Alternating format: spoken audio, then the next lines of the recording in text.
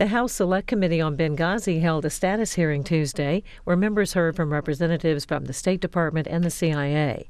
The committee is examining events surrounding the September 2012 attack on the U.S. compound in Benghazi, Libya, that killed Ambassador Stevens and 3 other Americans. After this 2.5-hour hearing, committee ranking member Elijah Cummings of Maryland said he has spoken to former Secretary of State Hillary Clinton, and she expressed a willingness to testify before the committee.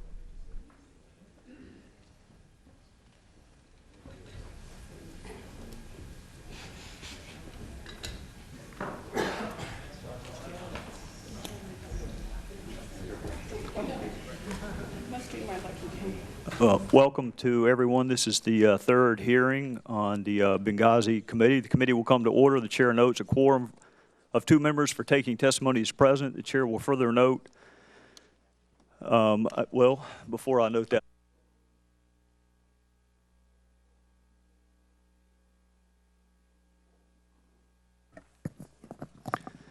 consistent with the rules and practices of the House, without objection, well, that point has now been rendered moot. So you have been reappointed to the committee, and all members can participate fully. Okay.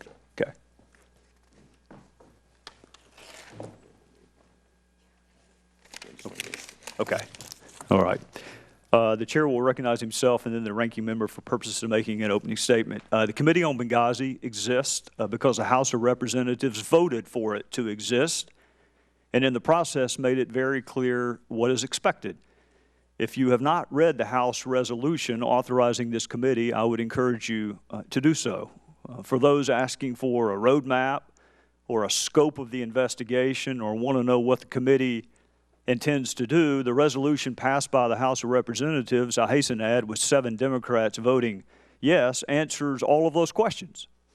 The resolution asks this committee to investigate all policies, decisions, and activities related to the attacks, the preparation before the attacks, the response during the attacks, efforts to repel the attacks, the administration's response after the attacks, and executive branch efforts to comply with congressional inquiries. The operative word in the resolution is the word all. And the word all is about as comprehensive a word as you could use. So it stands to reason if you're asked to conduct a full and complete investigation into all policies, decisions, and activities, you need to access all witnesses and all relevant documents. Because the final task assigned to this committee is to write a comprehensive report, complete with recommendations on how to prevent future attacks. And to write a comprehensive report, you need access to all witnesses and all relevant documents. It is essential we talk to every witness with knowledge and examine all relevant evidence. If 6 people witness an important event, you cannot credibly report on that event by examining 1 out of the 6. Frankly, you can't credibly report on that event by interviewing 2 out of the 6. Each witness has a different perspective. Each witness may have observed a different fact. Each witness has a different vantage point. So to do your job, you have to interview all witnesses. So too with documents.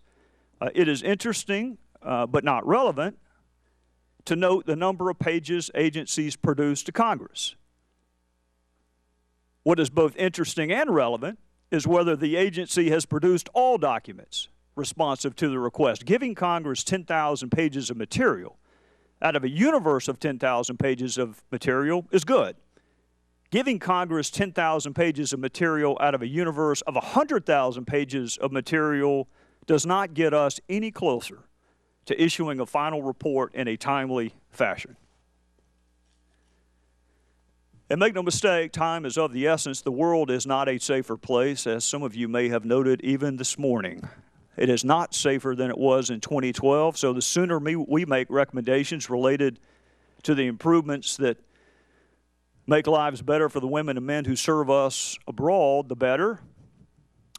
Moreover, time does not make investigations or witness recollections or memories or evidence better either. The purpose of today's hearing is to hear from some agencies and entities about the state of compliance with requests for documents and access to witness, and we have had some success. The State Department provided the committee with 25,000 pages of documents, previously provided to the Oversight Committee, but now with fewer redactions. In addition, this production included, finally, 15,000 new pages of documents. These documents include significantly more traffic from State Department leadership than in previously provided information to Congress. These new documents are a reminder that no previous standing committee compiled or had access to a complete record of events, which is precisely why the Speaker constituted a select committee to produce a complete, definitive record for our fellow citizens. Additionally, as of recent, the CIA made available some of the documents we requested in November. And while it is good to finally receive the new documents, the pace at which this process is moving is not conducive to the committee concluding its work expeditiously, and frankly, it should not take a public hearing to make progress on these requests. Our hearings should be about substance, not process. We should be analyzing documents, not waiting for them to appear. I want to read a quote. I can promise you that if you're not getting something you have evidence of or you think you ought to be getting, we will work with you. And I will appoint someone to work directly with you starting tomorrow. With you, Mr. Chairman, to have a review of anything you don't think you've gotten that you're supposed to get. Let's get this done, folks. That was Secretary John Kerry. And that was in April of 2013. So my objective is simple. I want to be able to look the family members of the 4 murdered Americans in the eye and tell them we found out everything that we could. I want to be able to tell my fellow citizens, including the man from Oregon who sat beside me on the plane yesterday, who used to guard facilities across the world as a Marine, that we made improvements that make women and men who serve us in dangerous places safer. And I want to be able to look my fellow citizens in the eye, regardless of their political ideation, and say, this is what happened, and this is how we can make sure it does not happen again. So there will be no mystery to my questions today. There will be no trickery and no artifice. I want to know when the agencies are going to comply with the request made by this committee so we can finish the work assigned to us, because I have zero interest in prolonging the work of this committee. And by the same token, I have zero interest in producing a product that is incomplete. So in conclusion, I want to be as clear as I can possibly be. We intend to access all of the information necessary to do the job the House instructed us to do. And we need to access that information now. Talking to only some of the witnesses will not work. And accessing only some of the documents will not work. If you want all of the truth, then you need all of the information. And we will do it in a respectful way, worthy of the memory of the 4 who were murdered and worthy of the respect of our fellow citizens. But it is going to be done, and the sooner the agencies make these documents and witnesses available to us, the sooner we can do what we were asked to do. And with that, I would recognize the gentleman from Maryland. Thank you very much, Mr. Chairman. I agree with you that we need to have all the information. We need to have all the documents. We need to have everything that you just talked about sooner rather than later. Mr. Chairman and my fellow committee members, I'm a bit saddened to report today that there are major problems with this committee and its work. Democratic members have grave concerns about the partisan path this committee has taken over the past year, a path we believe undermines the credibility of the investigation itself and the very things that the chairman just said he's fighting for, to make sure that we come up with a credible report. We spent months trying to resolve these problems privately, but we can no longer remain silent. When the committee was established last May, Many questioned whether it would devolve into unseemly partisanship. Many worried that it would become a repeat of the Oversight and Government Reform Committee, where ridiculous allegations were made with no evidence to back them up. Excerpts of documents were leaked out of context to promote false political narratives, and Democrats were cut out of the investigative process. I know because I was a ranking member and I was cut out over and over and over again. In response, Chairman Gowdy assured the families of Chris Stevens, Sean Smith, Ty Woods, and Glenn Doherty that this investigation would honor their loved ones by being bipartisan, fair, and based on the facts.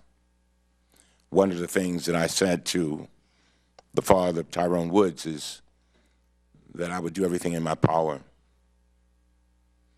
to seek the truth, the whole truth, and nothing but the truth. So help me God.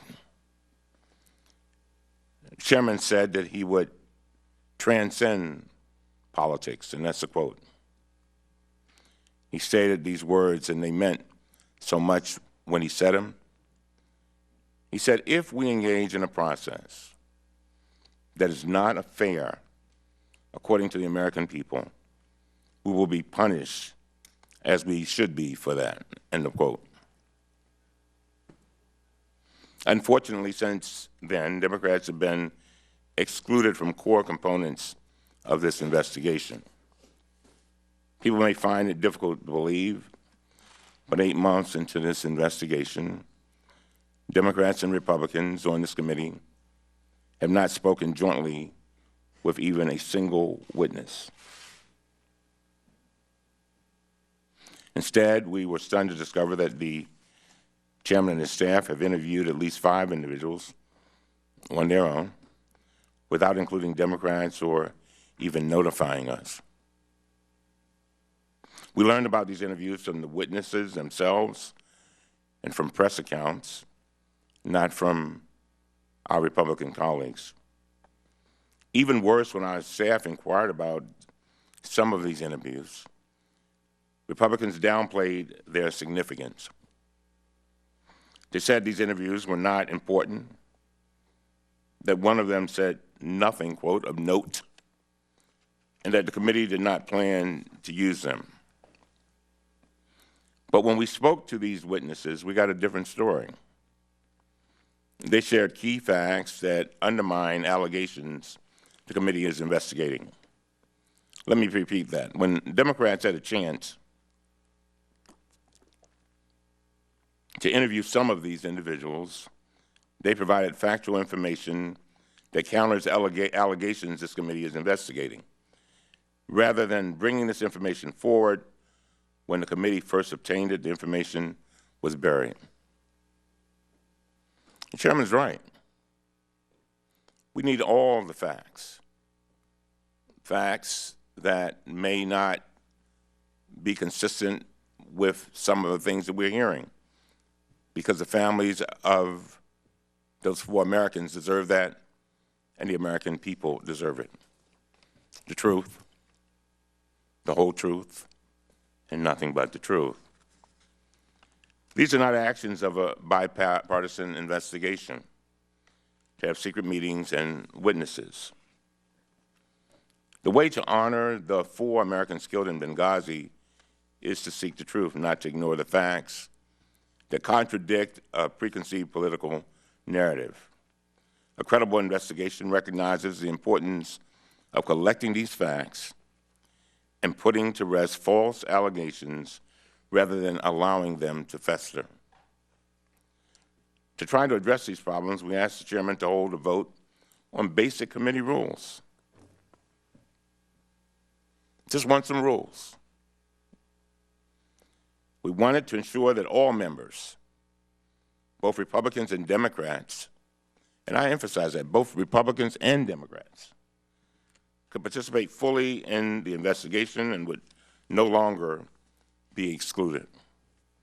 Some may recall that our hearing in December was delayed because Democrats were meeting with the chairman beforehand to discuss these problems. As a matter of fact, there were some of our Republican colleagues that drifted into that meeting. Following that meeting, the chairman promised that we would hold a vote on the committee rules. We even met with the speaker, and he gave his blessings, but no vote has been held.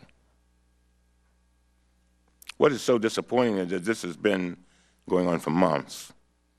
We wrote private letters to the chairman laying out these problems in detail, hoping to resolve them.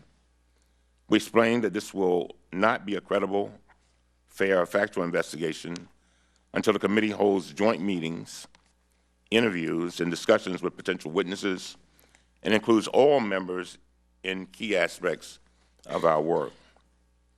That is not an unreasonable request. In fact, it is exactly how several other committees currently operate, such as the House Armed Services Committee. And there are those who will say that, well, maybe it's not in their rules. Well, House Armed Services apparently has not decided to move to common ground. They decided to move to higher ground.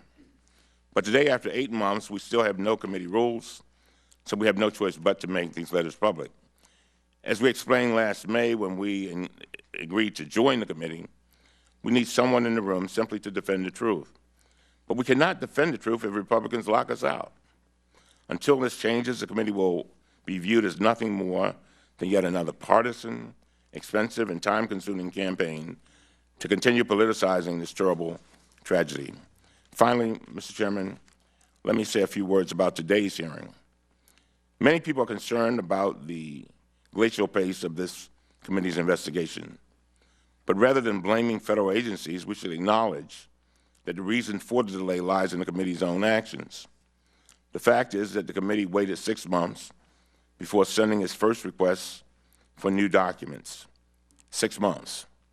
It took the committee almost a month longer to request witness interviews from the State Department. And even now, 8 months into the investigation, the committee still has not sent a document request to the Department of Defense, and it has yet to request a single witness interview from the CIA.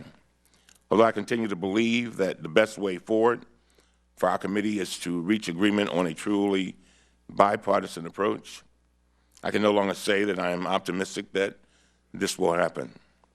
Nevertheless, our door is always open, and we will always be willing to sit down in the pursuit of the truth, the whole truth, and nothing but the truth. With that, I yield back. Mr. Rubin, you are recognized for your 5-minute opening statement. Thank you, Chairman Gowdy, Ranking Member Cummings, and distinguished members of the committee. It's an honor to be with you, and thank you for providing me with the opportunity to give testimony to your committee this morning. My name is Joel Rubin, and I'm the Deputy Assistant Secretary of State for House Affairs in the Department's Legislative Affairs Bureau. In this role, I serve as the Department's chief liaison to the House, responsible for ensuring that the multitude of foreign policy issues that the House cares about, from fighting terrorism to preventing a nuclear Iran, to expanding our economic alliances in Asia, to supporting your constituents when they travel overseas, are dealt with both efficiently and effectively. I've served in the federal government for more than a decade, including both as a Hill staffer and as a civil servant in the State Department during the Bush administration. I work closely with committees and leadership in the House on a daily basis, ensuring that the Department's relationships and communications with the House are strong, and that's why I'm here before you today. As you know, the State Department has a strong record of cooperation with your committee, something which we're proud of and something that you yourself recently acknowledged, Mr. Chairman, statements for which we're grateful. This is consistent with our work prior to this committee's formation, as the Department has provided nearly 2 years of steady cooperation with Congress on Benghazi by responding to requests from 10 committees, through hearings with several officials, including former Secretary Clinton, and by providing more than 20 witness interviews and more than 55 congressional briefings, in addition to responding to hundreds of congressional inquiries. Since the formation of this committee in May of last year, we've provided 4 briefings and witnesses for 2 more hearings, plus today's. And crucially, we have produced more than 40,000 pages of documents related to the tragic Benghazi attacks, all of which are in the hands of your committee today. Since our most recent conversation with the committee last month about its top priorities, the department has been hard at work on implementing your most recent requests for documents and interviews. Our progress has been slowed somewhat by the holidays and the briefing we provided to you on January 13th, but also by the breadth and time span of the document request itself. Nonetheless, we will begin producing documents soon to the committee to meet this request. To put it bluntly, your priorities are our priorities. Therefore, in addition to the priority documents we will be providing soon, we also look forward to continuing to work with your staff to ensure that your requested interviews can proceed, so long as they do not jeopardize the Department of Justice's investigation and prosecution of the perpetrators of the Benghazi attacks. It's important to remember that, from a management perspective, we cannot respond to every request for a hearing, a briefing, documents, or interviews simultaneously. But we can and will prioritize our resources to address each request in the order you identify as most important to you, as the committee most recently did in December. Turning to your December requests for interviews, your staff informed us that of the 22 names requested, the committee's priority was to interview the diplomatic security agents who served heroically during the attacks. We understand the committee's interest in interviewing these agents, and I'm sure that the committee does not want to take any action that would create risks to their personal safety or their ability to do their jobs. We at the State Department have concerns that the requested interviews will pose precisely such risks. We also want to avoid interfering with the Department of Justice's ongoing investigations and prosecutions. As a result, we've been in ongoing conversations since December with your staff, counsel for the agents, and the Department of Justice to try to find a way forward that accommodates your request without endangering these men and their families, without negatively impacting national security, and without harming the ongoing investigation and prosecution of the perpetrators of the attacks. We're hopeful that an accommodation can be reached. In closing, we are proud of the significant and steady progress we have made on the committee's document and interview requests. We are grateful to the committee and its staff for your collegiality, and we look forward to continuing to work with the committee on its most recent priority document and interview requests, of which you will be seeing additional tangible responses in the near future. Thank you, and I look forward to the committee's questions. Mr. Higgins. Mr. Chairman, Ranking Member Cummings, and members of the committee, thank you for this opportunity to discuss CIA's continuing cooperation with the committee's investigation. I apologize in advance for my cough. Since the committee's creation, CIA has enjoyed a positive and productive dialogue with the committee and its staff. As of last Friday, CIA had fulfilled all of the committee's requests to date. Specifically, since last June, CIA has certified the committee's secure workspaces, granted access to sensitive compartmented information for 15 members of the committee staff, reviewed roughly 40,000 pages of State Department documents for CIA equities, and through the Director of National Intelligence, provided the committee with finished intelligence products relating to Libya during the period in question. Last Friday, CIA began production of more than 1,000 highly sensitive documents requested by the committee. I understand committee staff will begin reviewing those documents tomorrow. With regard to committee requests to interview current or former CIA officers, we will work with the committee to respond to such requests in a timely fashion. Working with classified information and interviewing covert employees can pose unique challenges for congressional oversight. We are committed to providing the committee with access to the information you need while safeguarding intelligence sources and methods. We look forward to continuing our dialogue in the weeks ahead, and I look forward to your questions today. Chair now recognizes himself for questions. Mr. Rubin, have you read the House resolution? Pardon me. Yes, sir, I have. What is your understanding of what this committee has been asked to do? My understanding is that the committee has been asked to review the incidents related to the Benghazi attacks and all of the, as you described at the beginning, in all of the aspects that it seeks. So your understanding is that we have been asked to look at all policies, decisions, and activities that contributed to the attacks? Certainly, that's our understanding, and we support providing the information related to that request. That affected our ability to prepare for the attacks? Well, if that's ultimately the decision. Well, you've read it, right? I mean, you've read the resolution, right? You're not disagreeing with my interpretation No, of the resolution, and are you? We defer to the committee's direction on how it wants to proceed. Including executive branch efforts to identify and bring to justice the perpetrators of these attacks. Did you read that in the resolution? Sir, I don't have it in front, so I can't quote it. I'll be verbatim. thrilled to get you a copy of the resolution. For the meantime, you're just going to have to take my word that it also says executive branch efforts to identify and bring to justice the perpetrators of these attacks. That's in the resolution. Can you tell me specifically how our interviewing witnesses is going to jeopardize the prosecution? Sir, the Department of Justice has been clear with us. I'm asking you. It was in your opening statement. I'm asking you. You tell me, a former prosecutor, how our interviewing witnesses that have already been interviewed by the ARB, already been interviewed by the Best Practices Panel, and frankly, already been interviewed by the State Department. The video that you showed us last week, that agent interviewed the witnesses in preparation for a video.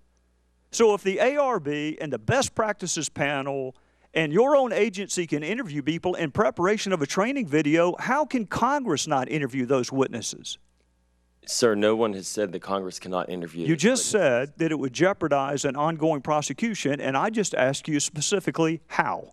My understanding, and I am the chief liaison to the House for the State Department, is that our colleagues at the Department of Justice have been in touch. Specifically, with your who staff. told you that?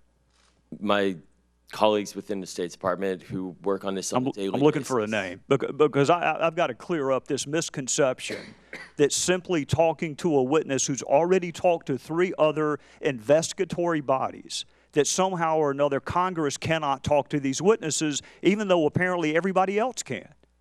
I'm curious how that jeopardizes an ongoing prosecution. Sir, I'm not an attorney. I'm not a prosecutor. What I am is the chief liaison to the House for the State Department. And what I am conveying is that the Justice Department has told us that this could have an impact, and they would like to have a conversation with you and your committee about that. Do you believe that Congress has the constitutional authority to provide oversight?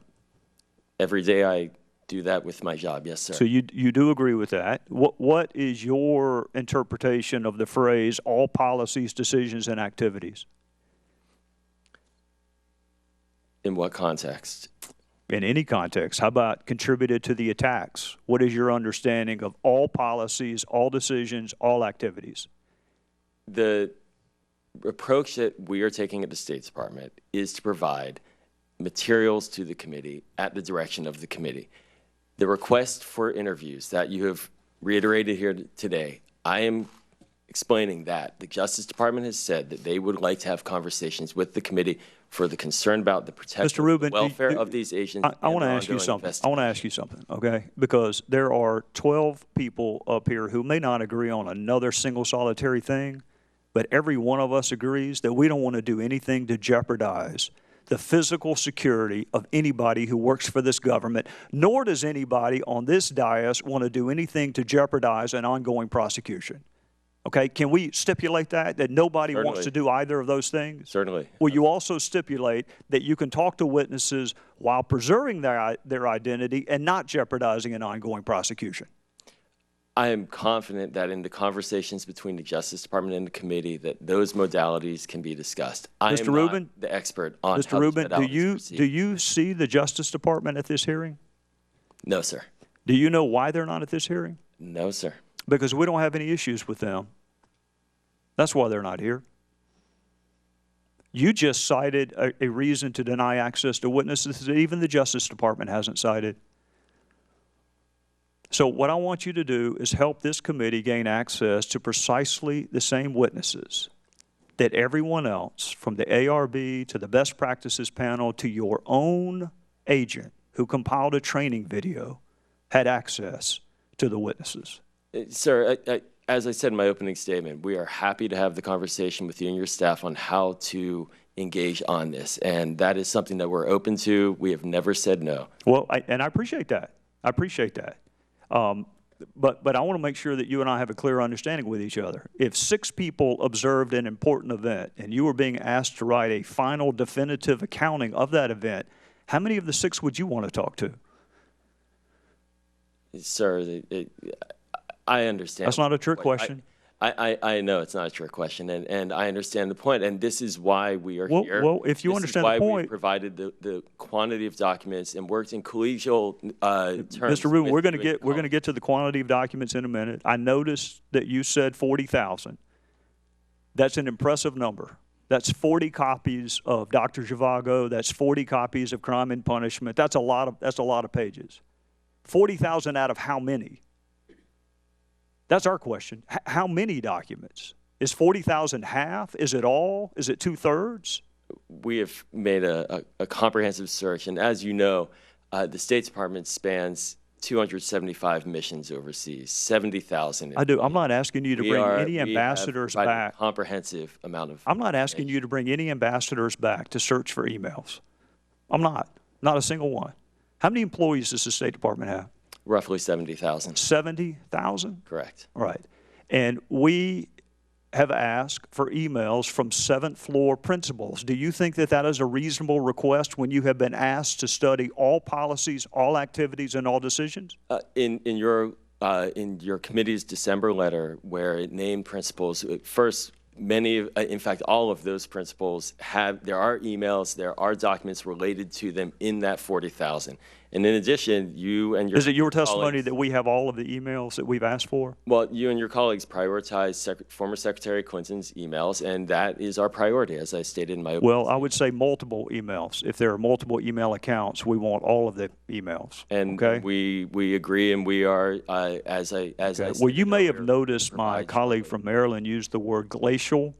I find the use of that word interesting when you vote against constituting a committee, when you threaten not to participate in the committee, when you continually threaten to walk away from the committee, when you can't identify a single solitary person that you would issue a subpoena to, when you are prepared to have an ask and answered website before you got the 15,000 pages of documents that you just provided, when you expect members of Congress who are having conversations with people on airplanes to stop the conversation and say, let me go get a Democrat.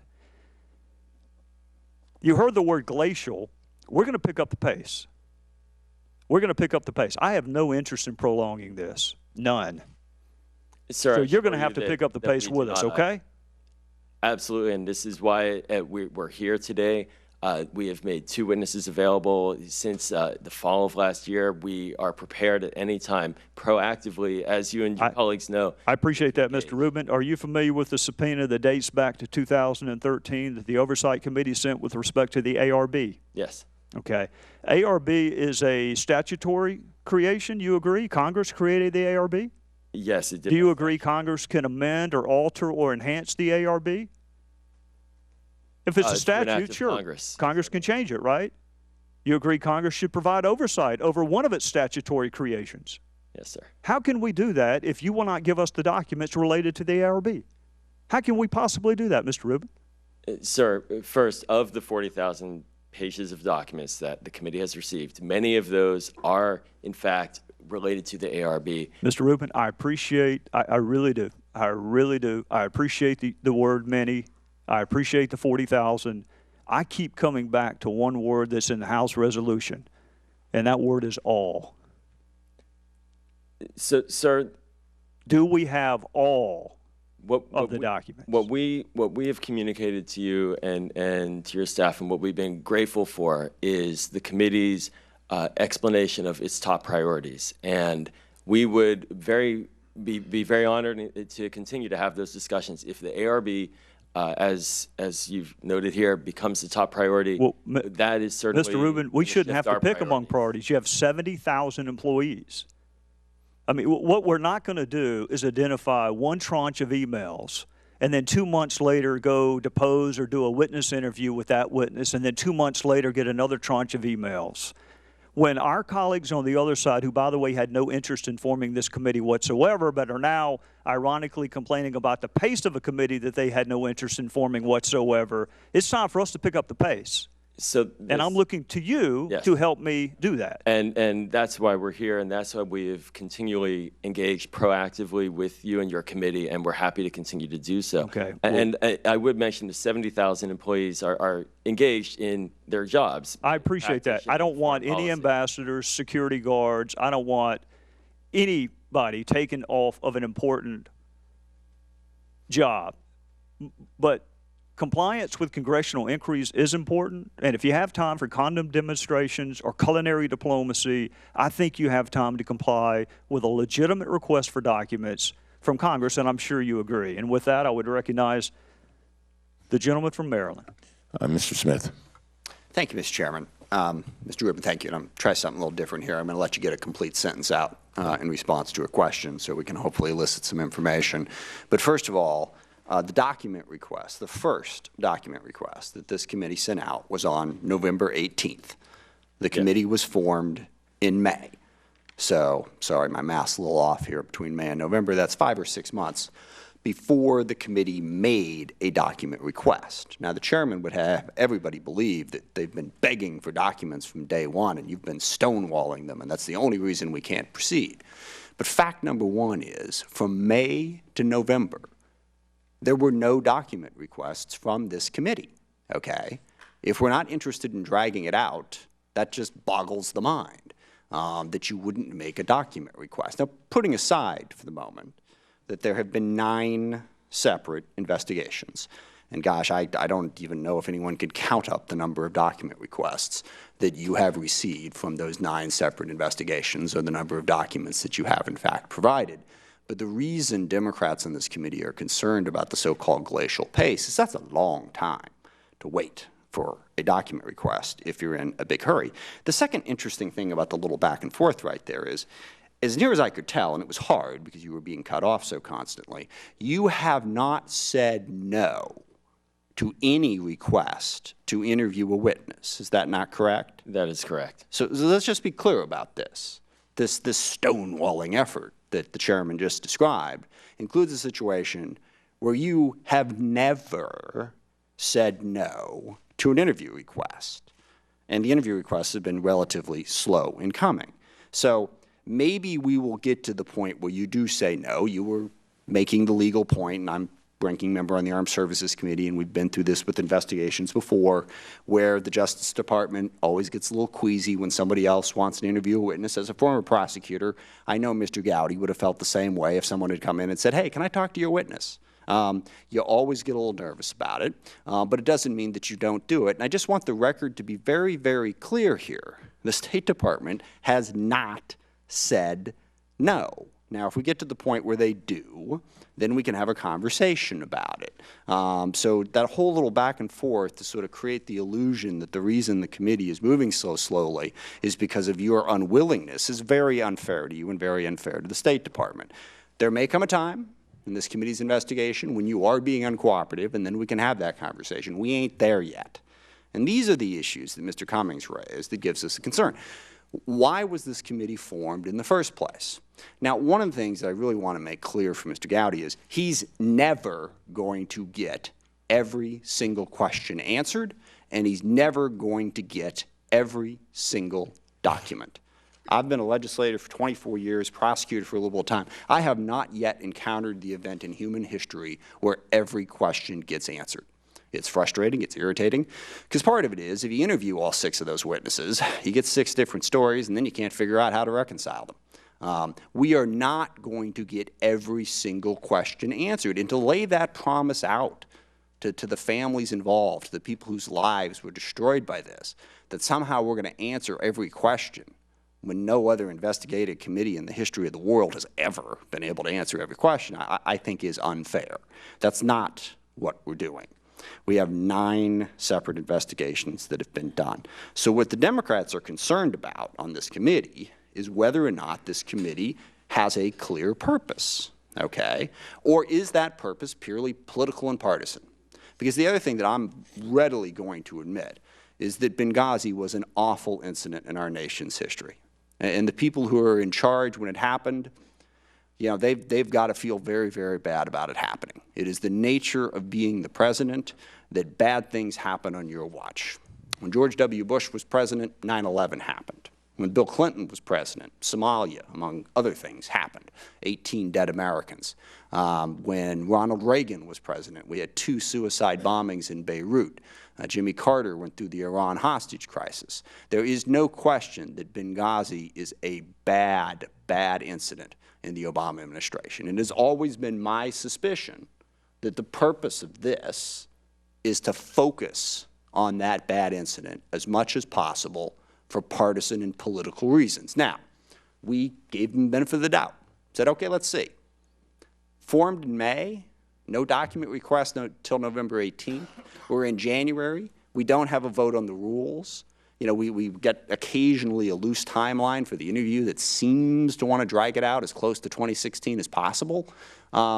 Look, if we want to do honor to these families, then let's do a realistic investigation. And then we have the final fact. And I'm sorry, Mr. Chairman, it is not just people that you ran into on an airplane and didn't tell us. There were specific witnesses that were interviewed by the Republican majority, and they didn't tell the Democrats. And in a couple of instances, those witnesses contradicted the information that the majority was seeking. Again, information not provided to us. Now, I serve as the ranking member on the Armed Services Committee, and Buck McKeon and I, when he was chair, and now Mr. Thornberry and I, we've had our disagreements. But I'll tell you, there's never been anything like that, where, you know, evidence on the other side we just sort of exclude from the minority party. All of those facts add up to this being a partisan and political investigation. Now, if we want to change that and actually start trying to work together, that would be wonderful. But as our ranking member pointed out, after we raised these issues of interviewing witnesses and not telling Democrats, not only wasn't it changed, you're attempting to write it into the rules of the committee that that would be permissible. So that is our concern. The slow pace of this, again, we started in May. We had our first document request in November, interviewing witnesses without including Democrats. All of this points to a goal and objective of this committee that doesn't have much to do with finding out the truth and doesn't have much to do with preventing future attacks. Now, I hope we get better than that, but I got to tell you, what I just witnessed between the chairman and Mr. Rubin here, you know, trying to make it look like they're being stonewalled when they're not, hardly encourages me. And again, I'll just conclude by emphasizing the fact that Mr. Rubin pointed out, they have not said no to interviewing a witness. And I agree with Mr. Gowdy. As members of Congress, we're constantly bumping heads against one administration or another. We want to interview every witness. And when we get to the point where you do say no, well, then maybe we'll have an argument. But you haven't said no. The documents you're trying to generate, the document request, as I understand it, included a request for 2 years' worth of information from about, I don't know, 14 different people all around Libya. And in the era of emails and texts and everything else, that's a heck of a lot of information to find, and good luck finding it. And I see no evidence that either of these gentlemen are not trying their best to find it and provide it for us. I don't know if you're going to find everything, but it is clear that there is no stonewalling effort here, that the reason that we've moved so slow is because of the decisions made by the committee. Now again, and you know, I tend to be a little bit more impatient than our ranking member. That's why he's got the top job. He's better at it. You know, for me, about a week ago when I learned about all this stuff, it was, you know, time to say, hey, what's the point? What are we doing here? But Mr. Cummings is a patient and thorough man, and if the committee will now begin to include us in these things, stop accusing the State Department of stonewalling when they're not, and pick up the pace a little bit, I guess it is still possible this committee could serve the purpose that it stated.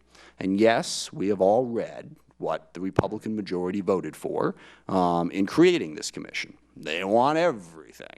And, you know, it's going to take time to get everything, I would imagine. But the mere fact that the House of Representatives, controlled by the Republicans, voted for this doesn't change the possibility that it is more of a partisan political investigation than a legitimate effort to find the truth. So I hope some of those things change. And number one, at the top of the list, and I'll just close with this, it's got to be bipartisan. You can't be interviewing witnesses, particularly when we come to find out that some of those witnesses who were interviewed were being interviewed to attempt to establish, you know, a line of, well, you know, an argument, and it turned out that that witness directly contradicted that line of argument. and then you don't tell the other side, and Mr. Gowdy's pointed out he's a prosecutor, you do that in open court, you get a piece of information like that and you don't provide it to the other side as a prosecutor or a defense lawyer, you go to jail, all right? Because that is a violation of the laws of the court. I would hope that Congress would at least live up to that. So I sincerely hope that we do better. I look forward to the documents. I don't envy you your job. There's so many documents in the world, but I hope you will provide them, and I hope you will, provide what this committee asks for when they get around to asking for it. I yield back. Chair will now recognize the gentlelady from Alabama, Ms. Roby. Well, Mr. Rubin, I hope you thank Mr. Smith after the hearing for giving you a little bit of a break. I'm going to ask you a series of questions now to follow up with the chairman about the processes. We keep talking about this 40,000 documents, this universe. I want to get a better perspective from you. Is that the universe of document? Is that your position that 40,000 is it, or is 40,000 one quarter or one half? Can you give us an idea of what this universe of documents looks like? Thank you, ma'am. The 40,000 is the accumulation of 2+ years of searching, of gathering of documents from across the entire State Department. We have provided these. We provided. Right. I'm trying to get an idea of in the entire universe of documents that we have yet to receive. As Mr. Gowdy said, we are looking for all. What portion of that do the 40,000? Because the 40,000 is a lot of documents. So where does that fit into the universe? So it's 40,000 pages of documents. I said 40,000 documents. I mean to say 40,000 pages of documents. That is the significant amount. That is what we have found. That is what we have searched for, and that is what we have found. But you don't really know at this moment where that is, and I don't want to get hung up on that. I really want to spend the time talking about the processes that you're using to gain access. So let's start with, are you using a centralized location to ensure that you're properly capturing all of the documents, or is it mined out to different bureaus? I appreciate the question. Thank you. At the State Department, we do not have a single person responsible for document requests. When we have a document request that comes from Congress, the requested information sought essentially means that all individuals at the State Department who may be related to that information have to go looking in their files. Oftentimes, these are desk officers responsible for country issues, people working in our Military Affairs Bureau, Nuclear Non-Proliferation Bureau. So can you tell us right now? One single point of contact. Okay, can you tell us right now how many people you have working on the production of documents that have been requested as it relates to Benghazi? Regarding the collection of documents, I can't tell you how many State Department people over the past several years have provided documents specifically, because it's across the entire. So there's not a Benghazi group, so to speak. There's not a group of people that have been tapped to say you are in charge of document collection for the incident regarding incidents that happened in the deaths of the 4 Americans in Benghazi. There's not people that have been tapped for that? It's a fair management question. And what happens is when we get the information from across the building, there are people who review the documents. We had a discussion with the committee where we came to an agreement with the chairman and the committee that we would, at the State Department, provide minimal redactions of the 40,000 pages of documents. Those redactions are made by experts who look at equities related to law. Back to my question. Is there a group of people that have been tapped as individuals to work on document collection for Benghazi? That's just yes or no. Is there a group of people that have been said, you are the Benghazi group for document production? Again, the production is an effort that is across the entire State Department. So no, there's not a Benghazi group. And if there's not a Benghazi group, then I would say with 40,000 pages of documents that have already been produced, not knowing what universe, in the universe of documents, what percentage that 40,000 pages is, why has there not been, of the 70,000 employees that you referenced before, why has there not been a group of individuals that you have said, hey, and like the chairman mentioned before, not to take anybody off the very important task of their job, but this is an important task. This is an important issue. So of those 70,000 employees, why can't we just get one group of people designated within the State Department to say, hey, it's your job to respond and respond quickly to these requests so we can get to the truth? Ma'am, I assure you that this is the highest priority. When individuals at the State Department are asked to provide documents to Congress, people move on it. It's not a question of people not. It's a question, however, of the comprehensive nature of acquiring all the information available, and we want to make sure that we do that well. Okay. That means that if we have one or two individuals, they may miss things. We need to go to everybody. I'm not asking about one or two. I just wanted to know if the State Department took this seriously enough that they were willing to identify a group of employees of the 70,000 whose sole job was to ensure that we get to the truth about what happened in the days and weeks, months leading up to the attack in Benghazi, and then what happened afterwards. I'm going to move on. I want to know how these searches are done by the individuals across, as you have stated, across the State Department.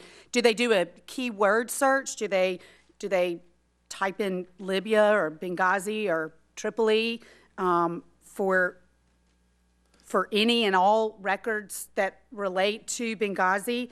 Or is a staff member,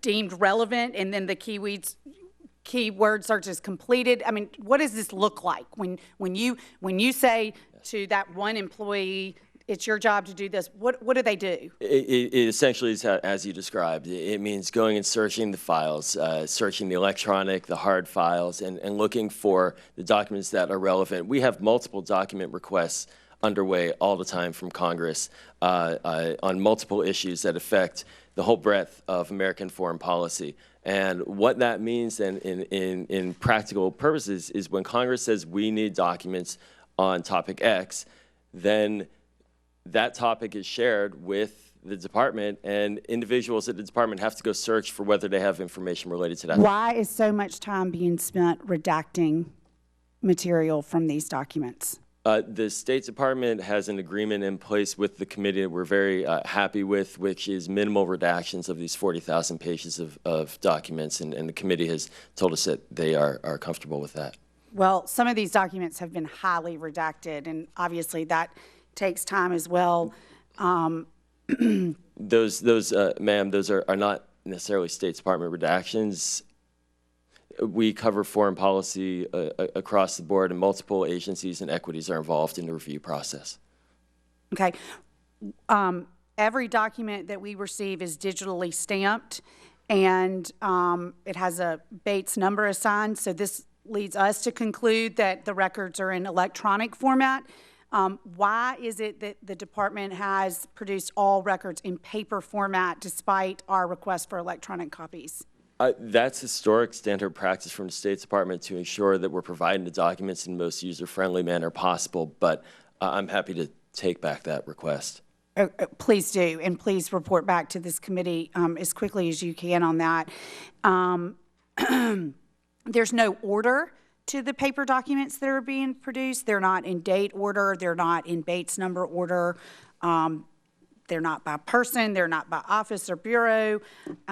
Just boxes of documents. So can you give us assurance that your further productions of documents will occur not only timely, as you can see from the passion of the members of this committee, that we want to get to the truth, and so the quicker you can get us this information, obviously the better, particularly because of the volume, but there's no rhyme or reason to what you're sending to us, so could you provide them in some sort of order? So, ma'am, this goes back to the original questions that you asked, and we are trying to provide the documents in as quick a manner as possible that are relevant to the committees for their investigations. If you're asking that we collate the paper, do the work to review it ourselves, that's a well, you're taking a lot of time to redact information. It seems that you could at least put them in some kind of order.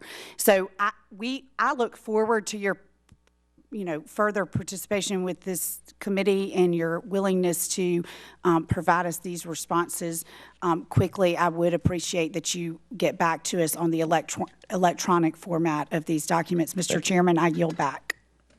The chair will now recognize the lady from California, Ms. Sanchez. Thank you, Mr. Chairman. I want to pick up where my colleague, Mr. Smith, left off, which was in countering the suggestion by the chair's questioning that somehow the Department of State is not forthcoming with their witnesses. I believe that in his questioning, the chairman said that DOJ had no problems with the interviews that this committee wants to conduct with certain witnesses. But I do hold in my hand a letter from the Department of Justice that is dated November 21st of 2014. And in that letter, it states that they do have concerns because they have an ongoing investigation, and that prior to any interviews that the committee would conduct, if they could please notify the Department of Justice prior to that. And I would ask unanimous consent to submit this letter for the record. Without objection, and I'm happy to reconcile those two if the gentlelady from California would like me to. Well, I'd like to continue with my questioning and my comments, and perhaps at the end of the hearing there will be an opportunity for the chairman to have further time to speak on his time. Very well. So I think that it's clear that DOJ has expressed some concerns, and that that it's patently wrong to suggest that somehow witnesses are being withheld from the committee. I believe Mr. Smith stated pretty emphatically, and I believe it's the case, that no one has said that there are witnesses that cannot be interviewed by this committee. So I just thought it important to show that as far back as November, the DOJ did communicate with this committee and express those concerns. I want to thank our witnesses for joining us today. I have to admit that when this committee was first announced, some of us were a bit skeptical about the scope and the intentions of the investigation. There was from the outset some uncertainty as to what questions this committee would be tasked with answering, and whether or not Democratic members of this committee would be fairly included in the work of the committee. Could partisanship in fact be set aside and logic and facts guide the course of the investigation? And I can only speak for myself in saying that I put those concerns aside in the hope that there would be an honest and open investigation that was free of partisan motives. But boy, it really looks like I was wrong on that one. The committee members on the Democratic side waited patiently as Chairman Gowdy assured us that there would be transparency and that minority members would be included in the investigation process, and that he would outline the questions that still needed to be answered. 8 months later, our committee still lacks that scope, that transparency, and more than ever, the credibility. Now more than ever, I'm convinced that my colleagues on the other side of the aisle are in search of this mythical creature, this unicorn, and the unicorn being some kind of nefarious, conspiracy, and that this nefarious conspiracy that they're looking for does not, in fact, exist. Over the last few months, the majority has systematically robbed Democratic members of meaningful participation in this investigation. Apparently, our only use is to sit up on this dais in full committee hearings and be allowed to ask a few simple questions. As my colleagues have noted, Mr. Cummings and Mr. Smith have noted, Democrats have been excluded from discussions that the chairman and his staff have had with material witnesses. The chairman has refused to convene an organizational meeting or establish rules to address our concerns about the increasingly partisan direction that this committee has taken.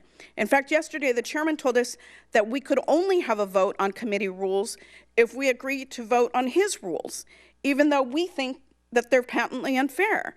I don't know what kind of logic that is, that you can have a vote so long as it's a vote for what I want. The chairman might have the right to do these things, but that doesn't make his actions fair or nonpartisan. Witnesses have been interrogated without any of our members or minority staff present. We've been denied opportunities to counter fanciful claims, and we've been left in the dark as to what answers Chairman Gowdy and his members are searching for. Worse, the majority has manipulated facts and evidence to suit the narrative of their ongoing conspiracy theories. When convenient, they've left out key witness testimonies that don't corroborate the outlandish conspiracy theories that they're seeking to prove. And when the facts don't add up, They just continue to make more fanciful claims. For example, back in September, an article reported that former Deputy Assistant Secretary of State Ray Maxwell came forward with a startling allegation that, quote, Hillary Clinton confidants were part of an operation to separate damaging documents before they were turned over to the Accountability Review Board. That allegation, which was reported in many conservative media outlets, was that former Secretary of State Hillary Clinton's aides ordered the destruction of documents to prevent Congress and the ARB from ever seeing them. Chairman Gowdy called these allegations incredibly serious and told Fox News in mid-October that the committee would be investigating this. What he failed to admit was that at the time of the chairman's Fox News interview, Republicans had already investigated the Maxwell claim and only found evidence against it. The day before the chairman's interview on Fox News, his staff had spoken to a witness that Mr. Maxwell identified as being able to corroborate his claim. Republicans excluded Democrats from that interview and told us that they had learned nothing, quote, of note from that witness. But when Democratic staff spoke to that witness, he said he didn't recall having been in the document review session that Mr. Maxwell described. He also denied ever being instructed to flag information in documents that might be unfavorable to the department. He further reported that he never engaged in or was ever aware of any destruction of documents. That witness was perfectly willing to talk to Democrats and has always been willing to talk to us. He also never asked to be treated as a confidential source. Chairman Gowdy has explained why we were excluded from that interview. He's never explained that. He's downplayed or discounted the factual information that the witness provided, and the information was material. As a former prosecutor, Mr. Chairman, you understand that evaluating the credibility of witnesses and their allegations depends on whether the information that they provide can be corroborated or not.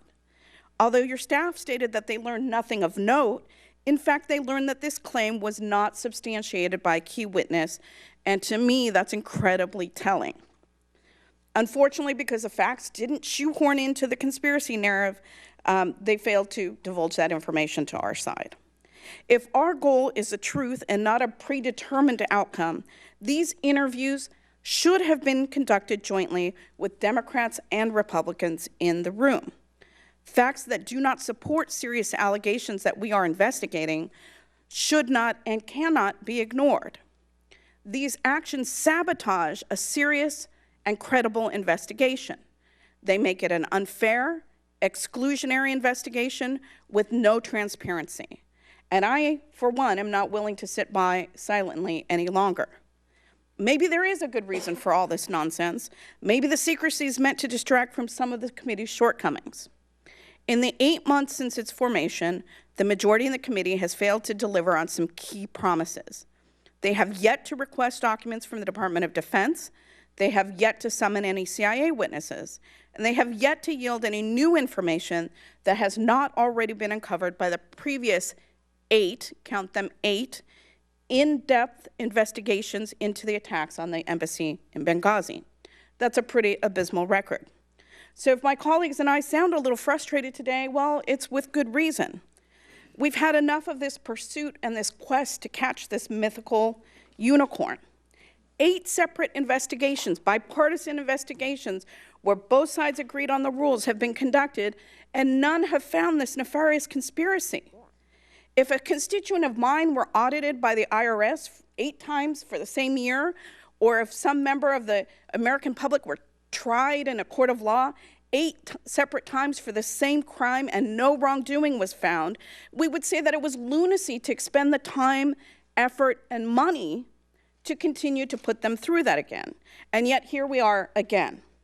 But this time, perhaps, if we change the rules, if we make them unfair and lopsided, give one side the advantage of hearing witness testimony and the other side not, keep them locked out of the room, well then maybe, just maybe, the outcome might be a little different from this committee than from the previous 8. Mr. Chairman, the American public, the families that were affected by what happened in Benghazi, and the victims themselves deserve better.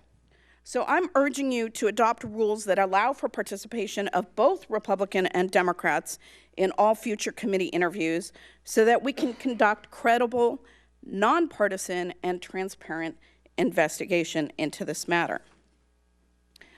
In the time that I have remaining, I just want to say I apologize to our witnesses. These are tensions that have been boiling over for some time, but they're tensions that have been raised again and again and again. And you make much of the fact that we didn't vote to impanel this committee or want to be here because we kind of suspected that this is where it would end up. And I hate to say it, but those who were more cynical, I think, had the better argument. And with that, I yield back the balance of my time. Well, thank the General from California, and I can assure her I will never give veto power over subpoenas to any entity that thinks no subpoena should ever be issued. And with that, I would recognize the gentleman from Illinois, Mr. Roscoe. Thank you, Mr. Chairman. I'd just like to point out a couple of the internal inconsistencies that our friends at the other side of the aisle are making. Mr. Cummings made a pledge to pursue the truth, the whole truth, and nothing but the truth. And Mr. Smith basically said, you're never going to get it. It's impossible. In fact, he said, you're never going to get all the answers. You're never going to get all the documents. That's an internal inconsistency, and they need to work it out. Now, Ms. Sanchez just made an argument that said, well, certain information was would have disposed of a particular question. But had that information been released, they would have made an exact argument that said, this is selective leaking of information. And to Mr. Cummings' point, to go back and use just a classic straw man argument, you don't hear that much. And there was really no pretense to it. But the classic straw man argument says, this is the Oversight and Government Reform Committee. No, it's not. It's a completely different committee with a completely different chairman and completely different admonition from the House. And really to characterize this as a partisan process that is glacial in nature when the majority has accepted the recommendation of the minority, and that is to have the first two subjects at the request of the minority party, ridiculous. It's ridiculous. So let's get down to really what this is all about. Mr. Rubin, thank you for your time today. I thought it was ironic that you're talking now in terms of the timing of these things, and that's what has everybody concerned, but you're actually speaking in seasons of the year. You said, with some happiness, you said, we've produced 2 witnesses since the fall. Isn't that ironic? That you're not speaking in terms of days or weeks or even months, but you're characterizing the timing of the Department of State in terms of seasons of the year. Now, you've come into this with an opinion, haven't you, based on your past writings. You wrote a piece about the politicizing the Benghazi attacks back in October of 2012. Isn't that right? Let me read the first 2 paragraphs, and I just want to get your opinion and how that opinion intersects with today. So you wrote, the killing of 4 American patriots in Benghazi last month was an act of terror. Those 4 Americans, including the U.S. Ambassador Chris Stevens, represented the best of our country. They put their lives on the line to advance American interests in a volatile region. They deserve the support of their government back home. Paragraph 2. Instead of getting that support, their deaths are being made used as a partisan attack on President Obama, part of a false narrative that the president failed them. What has failed them is our political system. Rather than supporting a serious, nonpartisan investigation into what took place and what went wrong, waiting to get all the facts out, conservatives are trying to affix blame for their deaths for political advantage. Now, I recognize, Mr. Rubin, there's been a lot of things coming off of Capitol Hill as it relates to Benghazi, but you don't think that this is a frivolous partisan investigation, do you? There. Chris Stevens was a friend of mine. I worked on Capitol Hill alongside Chris. And you don't think I'm sorry. Mr. Rubin, do you think that this is a frivolous partisan investigation? Sir, I'm not commenting on the question of is this a frivolous partisan investigation, because you're reciting what I wrote in 2012 accepting the responsibility at the Department of State, and I'm interested in a simple question. Do you think that this investigation is frivolous and partisan? What's your opinion? Sir, again, in 2012, after Chris Stevens was killed, and I remember the morning because he was a friend, and I remember when his name was announced on the radio, and my heart sunk to my feet because I knew Chris, and he represented the best of the State Department, Is best this of America. frivolous? And I'm sorry, sir, his name at that time was not being used in a manner that I felt respected his memory. Mr. Rubin, is this frivolous? I'm asking you an opinion about your opinion about this process today. Is this frivolous and is this partisan? What's your answer? Can you not give an answer Sir, to the that State simple Department question? is and has been, from the Secretary on down, happy to comply with and work with the committee, as the chairman himself has said in a letter as well as in public comment, that we Mr. have Rubin, been cooperative. I thought that was an easy layup. I thought it was an easy thing for you to say, no, of course this is serious, and of course this is not partisan, and let's get to it. I find it shocking that you can't give a straight answer to that simple question, and you're not going to give it to me, so let's move on. I find myself oftentimes translating for people. I'll translate back home what is meant by certain language up here. I find it ironic that you work for the State Department and you're in the business of understanding foreign language, and you have misinterpreted the language, the graciousness, and the charm of a Southern chairman. Because to come in here and to sort of claim that you're gratified, that we are pleased with your cooperation, let me translate for you. He's not pleased with your cooperation. He doesn't think that this is going well, and he thinks that you're part of the problem. Now, you claimed in your original testimony, in this role, I serve as the department's chief liaison to the House, responsible for ensuring that the multitude of foreign policy issues, et cetera, et cetera, et cetera. So your testimony is that you're responsible. Is that right? My testimony is that I am the chief liaison, that the State Department has a significant number of people working on a significant number of issues. In my job, I convey those issues as requested by Congress and back and forth in the dialogue with the Foreign Affairs Committee. Mr. Rubin, back in November 18th, a season ago, this committee requested the documents, the emails, the communiques, and so forth of 11 of the principals on the 7th floor. You're familiar with that. Now, yes. I brought my computer here today, and I know it's not the same thing. I don't want to oversimplify it for the sake of being gratuitous, but when I go to my email, which has thousands in it, and I type in something like United Airlines, for example, and I sort it, dozens and dozens of things come up within the twinkling of an eye. When can we expect you to use a similar enterprise? Is there a date certain that we can rely on? Because the admonition that you have never said no is ridiculous. To never say no, you don't have to say no. As a dad, when my kids would come to me and say, I would say, they'd ask to do something and I didn't want to do it, I'd say, let me think about it. You're doing the exact same thing. You're saying, we're working on it. Do you remember that scene in Raiders of the Lost Ark at the very end? When Indiana Jones goes in and he's talking to the government guy, and he says, where's the Ark? And the government guy says, we have top people working on it. And Indiana Jones says, what people? And the government guy says, top people. You're the government guy. You're standing up for top people. You got to bring your game. You've got to be the expediter. You've got to be the one that sheds your past opinions about congressional investigations and takes on the job of being an advocate so that we can all get to the bottom of this. The other side doesn't get to argue in the alternative, that it's not moving fast enough and they're being passive-aggressive by not participating. That just doesn't work, and it's very flat-footed. But what we need from you is a disposition of expedition. That is, recognizing that a chairman is not happy. Don't misinterpret the charm and graciousness of the South. I'm from Chicago. We have none of that. And we're trying to be very, very direct. And that is to be part of the remedy, Mr. Rubin, to be part of the solution, and to get things done. As I've said, sir, and as I can assure you, as I said in my testimony, we will begin the production of additional documents to the committee within days. We are also needing the guidance from the committee as to its top priorities and sequencing. That's arguing. The committee had told us its top priorities. You're making an argument there, Mr. Rubin, that says that these things have to be consecutive requests.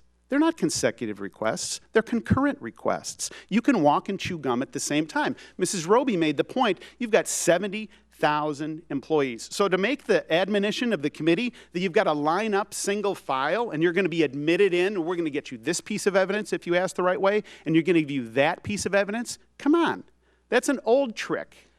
We're not old people. We have a record of cooperation with this committee. Even in recent days, we proactively offered a briefing to this committee that was not requested.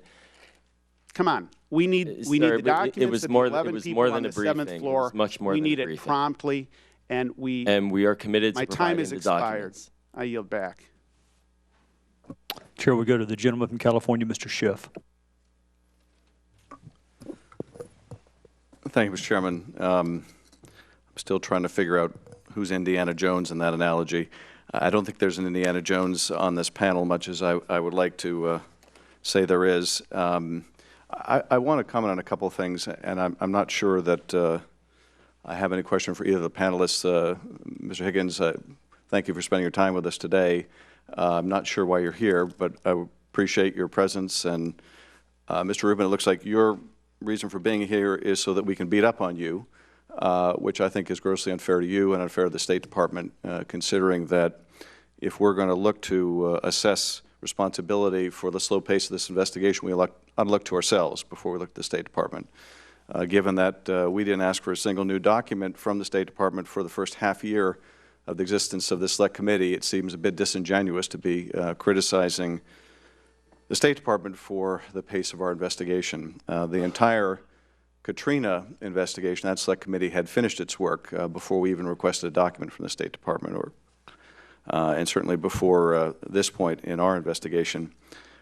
I think the problem here is not with the pace of the State Department's response. The problem all along has been this committee has such an indefinite scope, we don't know exactly what we're looking for. This was a big part of the reason why many Democrats had a reservation about participating in the committee or forming the committee. As the chairman pointed out, on the vote to form the select committee, originally only 7 Democratic members supported it because it was unclear, other than the political purpose, what was the purpose of this select committee. And in the reauthorization, which took place as part of the rules package, not a single Democrat supported. In fact, 4 Republicans voted against that rules package, which reauthorized this committee. And a big part of the reason is that even now, 8 months later, we still don't know what we're looking for. And this is a problem not only in terms of this select committee and investigation going on indefinitely, but it's also a problem in terms of the pace at which we can expect to get our document requests responded to. If we had a better idea of what we were looking at, if we had a better idea of what was actually in controversy, then we could narrow our request, and I'm sure we could get it complied with much more alacrity. Part of the reason why I think the charter for this select committee was as broad as the chairman mentioned is that we really didn't know the purpose of this committee. Were we looking at gun running, or were we looking at non-existent stand-down orders, or we were looking at military assistance that was ordered not to be provided, or we were looking at any other number of myths. The challenge has been that on these issues, it's not as if there was a factual controversy. There wasn't before this committee was established. We'd had innumerable investigations, and we couldn't narrow in on a particular set of facts that were in dispute. Because it really wasn't a fact-based dispute as much as a political dispute about how to interpret the events. So the charter was very broad, and for that reason it was voted on a fairly party-line basis. But the committee was established. We agreed to participate in the hopes that against our expectation it would turn out to be something different. And initially it looked that way. And I'm grateful that the first 2 hearings were on a very productive course, and that is what have we done in terms of implementing the ARB recommendations? I think that was very productive to do. I think it's very productive to ask, where are we in the hunt for those responsible? But we haven't narrowed the scope to those things. We haven't narrowed the scope, indeed, at all. We still don't know what we're looking for, but we know we're looking for something. And it's part of the reason why we feel it's so important that we agree on the scope of this investigation. Otherwise, it's going to go on forever. It really will be a partisan fishing expedition, or it will be drawn out to affect the presidential election cycle. At the end of the day, and I want to disabuse anyone of the idea that was suggested by my colleague, we've never asked for a veto over subpoenas. What we have asked for is to be notified of them, to have a chance to weigh in. Where they're not disputed, our ranking member and chairman can agree on them, and where they are disputed, we ought to have a vote on them. That's not a veto. They have far more members than we do. Provided their members agree with the veto request, with the subpoena request, they should always be approved. But we ought to have at least an open debate about it to prevent this from getting into a purely partisan exercise, unless that's the goal. So I think defining the scope here is going to be very important if it's going to have any credibility. And the final point I would make on this is, if this investigation doesn't produce a bipartisan report, it will have been a complete failure. It will be a meaningless failure. Because if we don't produce a bipartisan report at the end of the day, it will have no credibility. So if we're going to invest our time in this, let's make it worthwhile. And that means let's make it bipartisan so that the country and the families will have the confidence of knowing that this was a objective work product. Because honestly, if at the end of the day we have a report and the Republicans vote for it and the Democrats vote against it, yes, it'll pass. You have the majority. You can do pretty much whatever you want. But it will have been a complete waste of time. And it'll be a disservice to the families and a disservice to the taxpayers. So if we're going to get to that bipartisan work product at the end of the day, it's going to have to mean we need to know who you're talking to. We need to know when they agree with the narrative that some believe. We need to know when they disagree with that narrative. We ought to be part of the discussions about who we're subpoenaing. We ought to be part of the discussion about what we're really going to focus on here. I mean, at the end of the day, is it really about gun running? Does anyone really think that's what this is about? And if it's not, okay, then let's not waste our time on that. So let's figure out what this is about. Let's dedicate ourselves to making this a bipartisan work product at the end of the day. And we all have too much to do.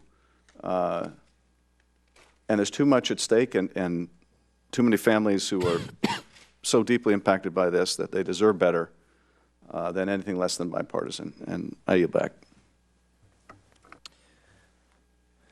Gentlelady from Indiana is recognized. Thank you, Mr. Chairman. I'd like to agree that we do need to get to the bottom. We do need to find out what happened, and that's what everyone has been talking about. But the manner in which you do that, whether you're a lawyer, as I am, former U.S. attorney, whether you are a law enforcement official who conducts investigations, whether, as my friend from Illinois said, whether you are a parent trying to get to the bottom of an incident, you have to ask questions. And you have to interview those who were involved.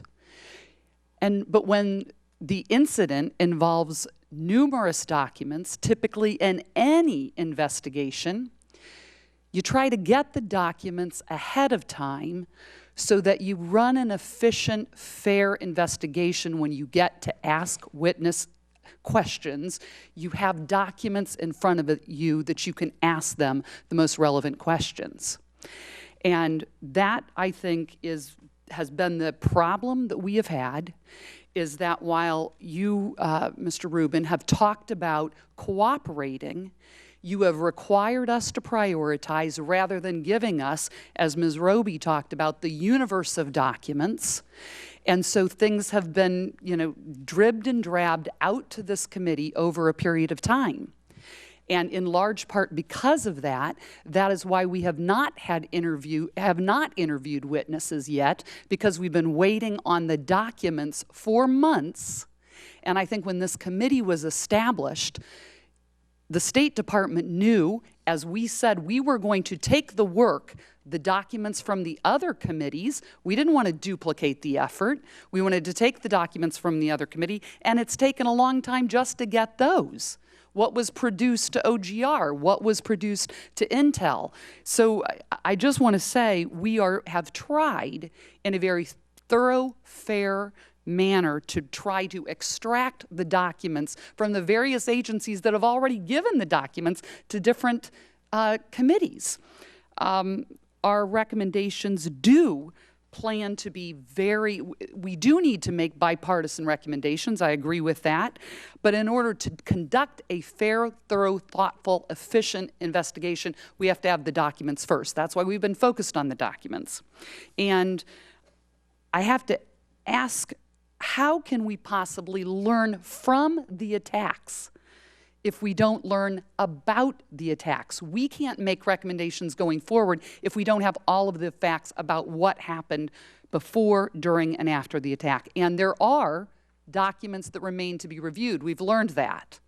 You have recently given us new documents that were never reviewed prior to the establishment of this committee. Even though there have been 8 committees that received and requested documents in the past, this committee is still getting new documents. And our challenge is we don't know how many more new documents are out there. And how can that be? After 2 years since this tragic incident, how can it be that we are still getting new documents? And the need to review those documents, as anyone who conducts any investigation, that is critical prior to interviewing witnesses who have yet to tell their stories to Congress. So many witnesses have yet to tell their story to Congress. And I want to focus on our request to interview those witnesses. Our first 2 requests, and there will be more requests, Mr. Rubin, our first 2 requests to the State Department were to interview 22 State Department personnel, 18 of whom were in Benghazi in the months prior to the attack and experienced firsthand the deteriorating security posture, as well as the 4 who were in Benghazi. None of those people have been interviewed by Congress, to my knowledge, none. And so for the other side to really try and capture all that's been done, how is it that 22 people who have direct knowledge have not yet been interviewed by any committees in Congress? So there are no asked and answered questions from 22 different people with firsthand knowledge. So we're not seeking to duplicate any work that's already been done. This is new, fresh work that needs to be done. People who were there, people who were in Benghazi prior to the attack, and actually people who were there during the attack. So would you agree with me, Mr. Rubin, that firsthand knowledge, rather than a summary, a report, another agent coming in and talking to us, firsthand information is better than secondhand information? Would you agree? Sorry. Ma'am, the request for these interviews came on December 4th, I believe, and we spoke quickly with the committee and the staff to try to figure out what the highest priority were, and it was communicated to us that the 4 diplomatic security agents, DS, that was the highest priority, and that is where it runs into this complexity of an ongoing investigation to prosecute potentially the individual that is in custody for those terrorist attacks, and the Justice Department has raised concerns that we need to be mindful of. That's the only discussion that we've had related to that, to be mindful of. Thank you, and please know that as a former U.S. attorney and someone who is in charge of victim witness subcommittee for Attorney General Ashcroft and Attorney General Gonzalez, I am very concerned about prosecutions and about victims and witnesses. And let me just share with you that our staff is in communication with the Justice Department, and we will handle these witnesses appropriately. But if we made a request to you on December 4th of all of these witnesses, and I appreciate you would like them to be prioritized, it's January 27th today. There is no date yet scheduled for an interview of any of these people. We're not going to wait to receive now all of these documents, which would have been the more efficient way for a real investigation to be done. So we'd like to know what date, and because we want to preserve the safety and security of these personnel, we'd like to know, I would say within the next 24 hours, which witnesses will be made available next week, and which witnesses will be made available the following week, and which witnesses will be made available the following week, and so on. And we all have a certain number of staff, but our staff will go to these witnesses, or we will work with you to make arrangements to get these staff back to Washington, D.C. to conduct these interviews. Are you in agreement that that can be done? To provide a bit of context. And we will be working with the Justice Department on all of this as well to ensure their safety and security. So assuming that we take the Justice Department prosecution off of your plate and assume we work with them on how this will be done, will you work with us to get these interviews set up in the next week? Ma'am, we're always open to communicating and speaking with you. The experts, I am not the legal expert for the State Department. I will not take on that role. Who is I will tell you that we have lawyers at the State Department that are continually in touch, and individuals and staff with the staff of the committee. And we're always open to that conversation. I appreciate that. Who is the lawyer from the State Department that we should be communicating with respect to scheduling these interviews of up to 22 different witnesses? I'd have to get you the specific person, but I'm sure that the staffs know who they are speaking with directly about these issues. Who is the head of legal affairs for the State Department? Well, the legal advisor is Nancy McLeod, but that's the legal advisor at the top of the State Department Bureau for Legal Affairs. But the context of the letter request for these interviews, it's important to remember that after we received the request, we have gone to the committee to ask for the priorities. In that interim process, we have prepared briefings. We have been engaged, and it took several weeks to get the priorities from the committee. Why do we need priorities? They're all priorities. They're 22 people. Why do we have to prioritize? Why does our staff have to prioritize for the State Department? Because we want to know for your work to make it as easy as possible what it is that you are looking at as the highest to-do item on your checklist. When we don't know what they have to say, it is difficult, Mr. Rubin, to know who has the most information. And so at this point, we have the bandwidth, and I would suggest that the other side has the bandwidth to begin on a regular process to set up a schedule as to when we will interview each of these 22 witnesses. 18 who have not been interviewed, who worked in Benghazi and in Libya prior, and 4 who were there at the time of the attack. And so will you work with us? Will you commit that your legal department will work with us to, and we will pledge that we will work with the Justice Department on these witnesses too, because we absolutely do not want to compromise that investigation. But these are individuals, some of who've been interviewed by the ARB, is that correct? I'm not intimately knowledgeable of every individual the ARB spoke with. We must have these interviews done in an expeditious manner, and if we could please get the documents ahead of time, it will make it most effective, and we won't need to have multiple interviews with these important eyewitnesses. Thank you. Thank you. I yield back. The chair would now recognize the gentleman from Kansas, Mr. Pompeo. Thank you, Mr. Chairman. It's been a very productive hearing. Mr. Schiff seemed confused about why you're here, Mr. Higgins. I'm about to enlighten him just perhaps a little bit about why you're here today. The Central Intelligence Agency had turned over a series of documents to the House Permanent Select Committee on Intelligence. When it wrapped up its investigation, it returned those documents as it did under its instructions and its rules. They provided them to you in a letter of May 8th. Then Chairman of the committee, Chairman Mike Rogers, asked you to hold on to those documents, to second them in a way that they would be available to this committee in a very expeditious manner. Since at least October, this committee's been seeking those documents. November 19th, one of your staff said, quote, working to try to set up a time next week, end of quote. December 8th, one of your staff attorneys says, quote, we're in the process of organizing and page numbering, end of quote. And then December 15th, one of your staff attorneys said, quote, we'll reach out to you soon, end of quote. That's a series of documents you'd already identified. You turned them over on Thursday of last week after Chairman Gowdy had to go through the process of notifying you that you were going to come here today and have to answer for why you hadn't turned over the documents. Coincidence? No, sir. Thank you for the question, and I absolutely understand your frustration and the committee's frustration. Producing these materials has taken longer than you consider acceptable, and certainly longer than we anticipated, as those emails from November and December suggest. If you bear with me, let me see if I can explain the delay. You'll do so quickly? I'll be happy to bear with you. I will do so as quickly as I can. Let me see if I can explain the delay. The committee first requested access to these documents on November 14th, one of the emails you reference. Other events overtook that request. The committee revisited the issue on December 8th, asking to see the documents during the week of December 15th. At that point, those of us in contact with the committee, as those emails again suggest, thought that it should be a pretty straightforward process of delivering to you the materials that we had previously produced to the House Intelligence Committee.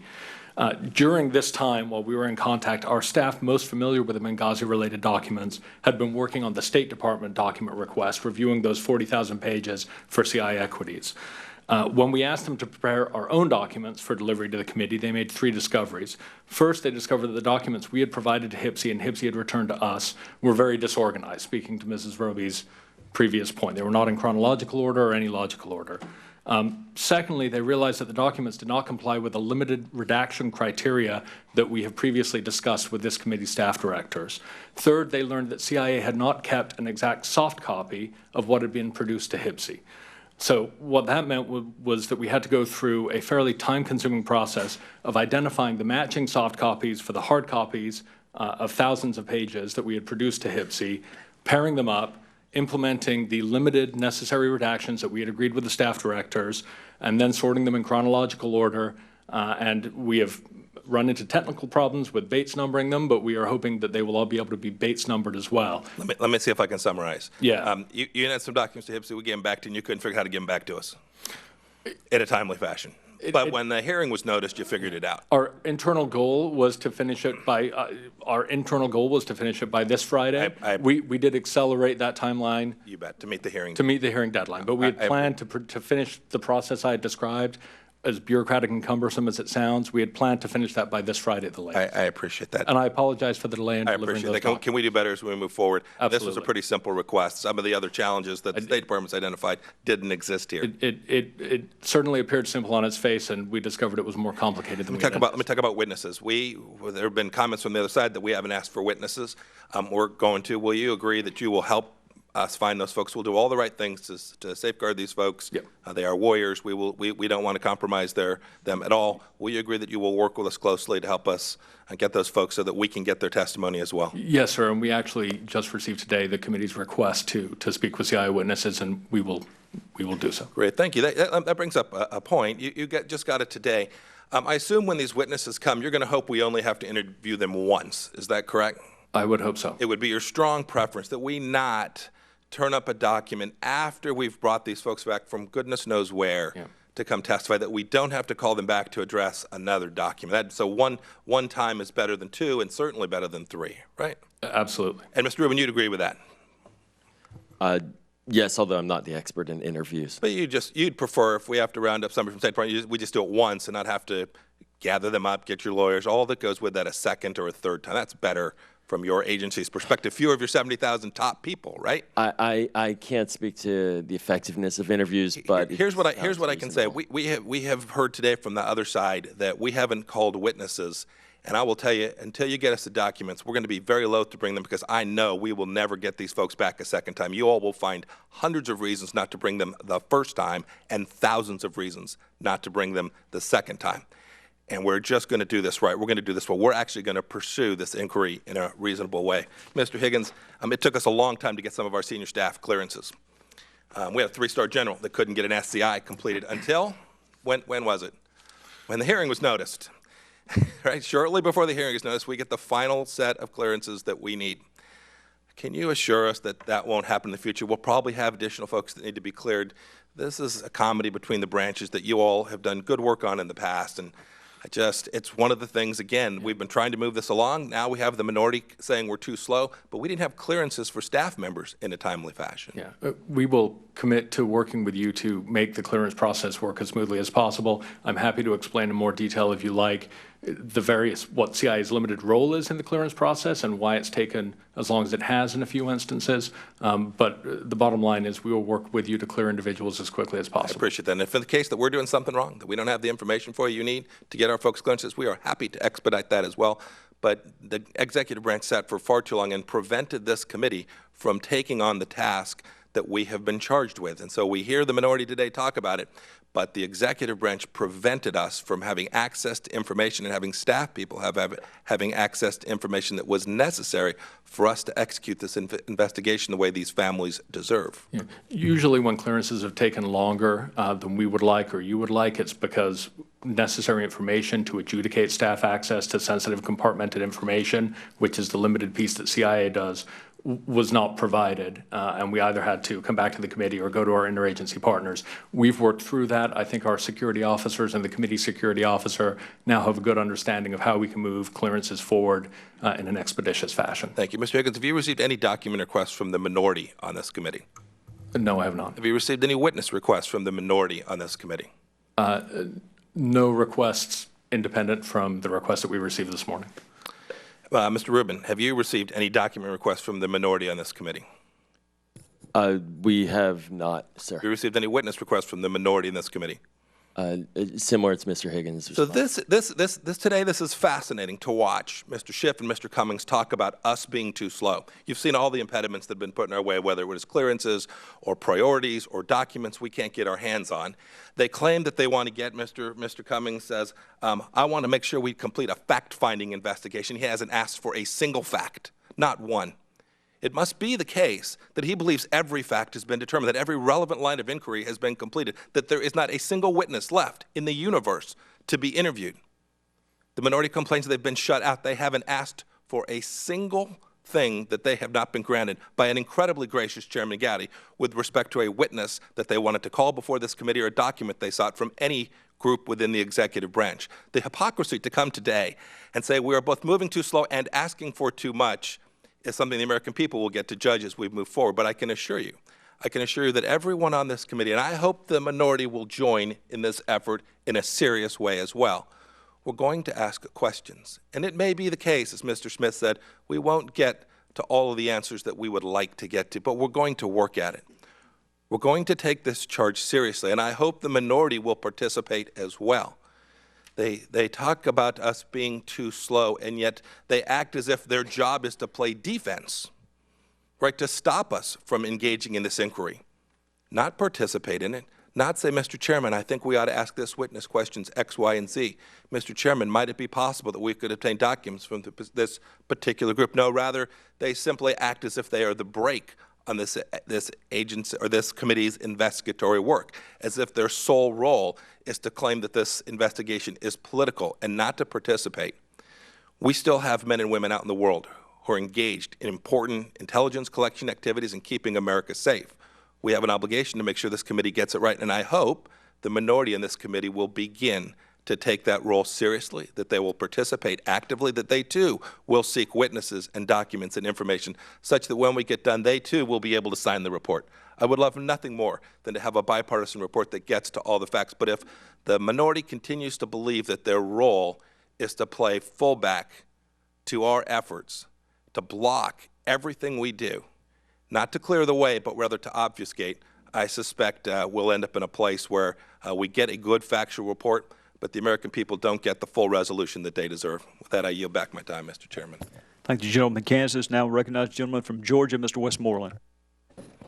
Thank you, Mr. Chairman. I just wanted to make a couple comments about some of the statements that's been made about the delay in this committee and the request for documents. This committee was formed in May, and I don't know if the minority leader didn't appoint the other side's members for 2 or 3 weeks. But we had to staff up. Both sides had to hire staff. And then once we hired the staff, they had to get security clearance, which Mr. Higgins and Mr. Pompeo alluded to. We had a retired 3-star general that applied for clearance last September. And I think he got it last Thursday.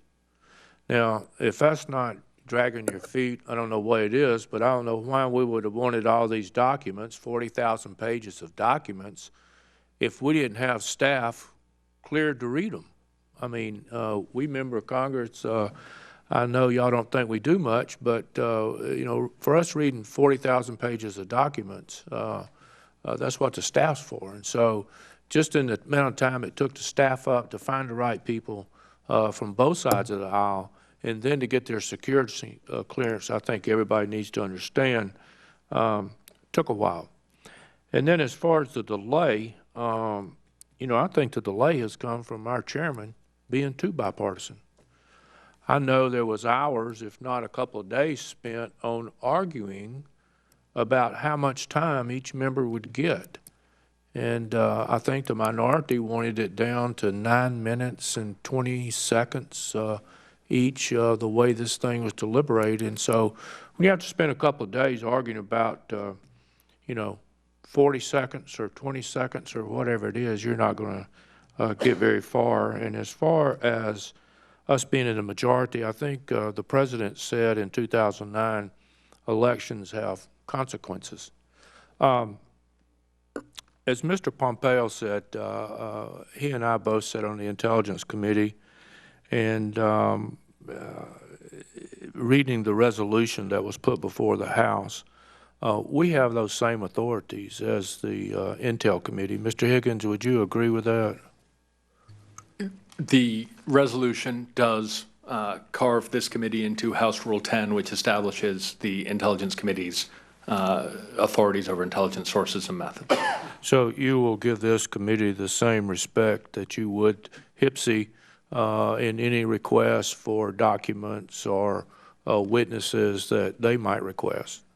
I'd be happy in a classified setting to discuss the materials that CIA has provided, as well as the limited set of redactions that we are implementing pursuant to conversations with this committee staff directors.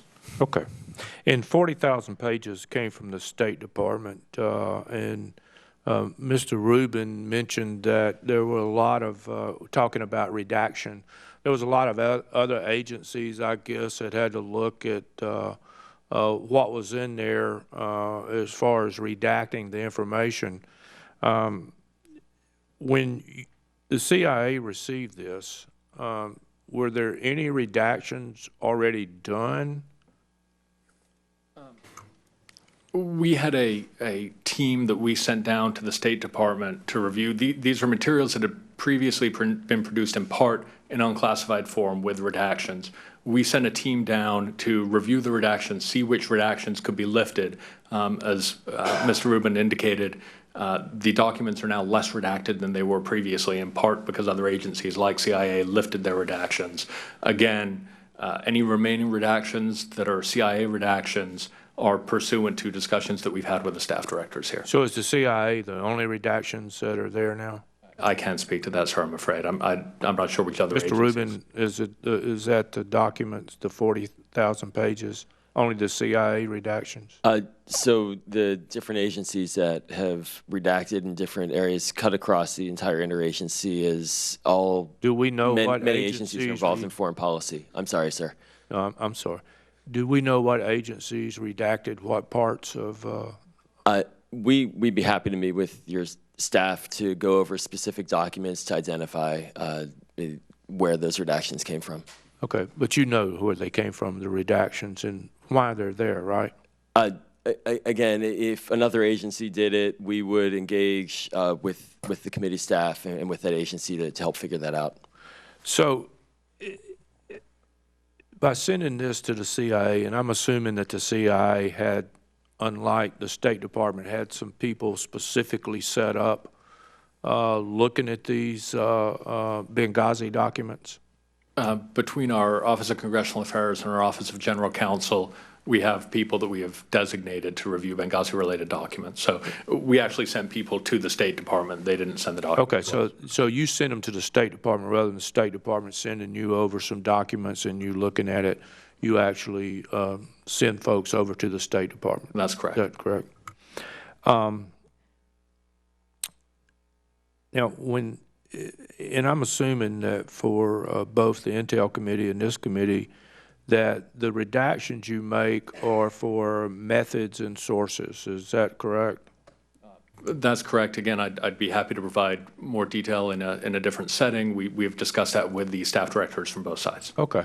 But so do you think that the State Department shares emails between employees that would have methods and sources in it? There may be times that emails in the State Department's possession do include CIA information that would speak to intelligence sources and methods, Between employees. or between, say, So the State Department feels like there are employees that can see methods and operations that members of Congress can't see? I can't speak as to Mr. who the Rubin, I'll emails are ask you between. that question. Is there emails between State Department employees that disclose methods and operations and stuff that that they can see that members of Congress can't see? In terms of communicating with other agencies, we have classified communication systems that are part of the daily operations on our foreign policy, broadly speaking, and national security. So certainly, state, we communicate with all relevant agencies who are engaged in national security. Yeah. Well, I know that Mr. Higgins testified that all of our facilities have been secured and certified by the CIA. I guess that they're secure, and I think most of the members have top security clearance. And so are you saying that the State Department employees just send these emails back and forth over something and that we shouldn't be seeing that? No, sir. Related to the document requests and the 40,000 pages of documents that you have, there are some classified documents, there are some unclassified documents, and what would be we've provided. Considered classified from another agency that members of Congress would not need to see? There's a process for determining when information is classified, as well as to what level. I can't speak in Okay. total specificity, but generally, when communications are classified between agencies or within agencies, that type of information, as related to the document request, we're also seeking. So is the CIA the last agency to get the redactions to say what needs to be lifted and what doesn't?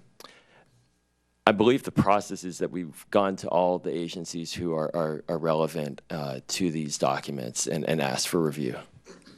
But Mr. Higgins said they lifted some of the redactions. Yes, and we as well, in an agreement with the committee several months ago, also agreed with the committee's desire to have minimal redactions, and so we went back over these 40,000 documents and minimized the redactions. You know, there was an outside group prior to this committee being formed that had a Freedom of Information Act and got some information, I believe it was from the State Department, with no redactions. And as a member of the Intel Committee, we had gotten the same information redacted. Now, would it be easier for this committee or to have better information if we go through the Freedom of Information Act rather than requesting it from y'all? Well, my understanding is that we received 18,000 FOIA requests last calendar year. So I but they got theirs safe a little to say quicker. it's significant. They got theirs quicker than we got ours with no redactions.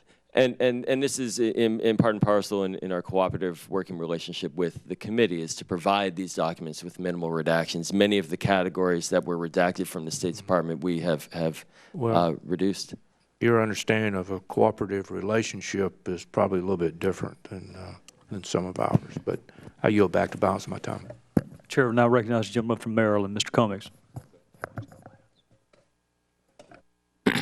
Thank you very much, Mr. Chairman.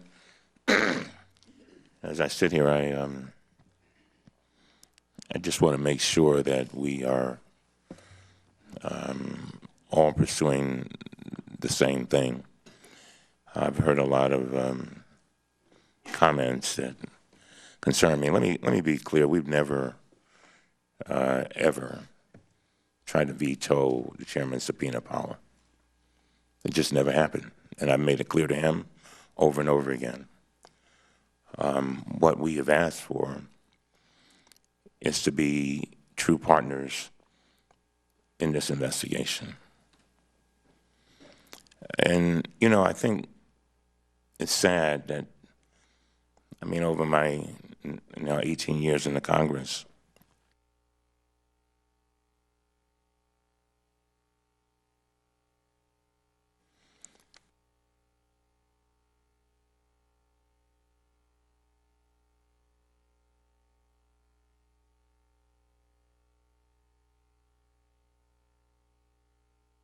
Mr. Rubin, I was watching you a minute ago when you talked about Ambassador Stevens. And I watched you as you may not even have realized it, became emotional, talking about your friend. And as you became emotional, I couldn't help but think about all the other employees at State who's probably watching this right now, and how they go out and give their blood, their sweat, their tears away from their families to do the jobs that they do. So the first thing I want to do is thank them. Same thing for you, Mr. Higgins.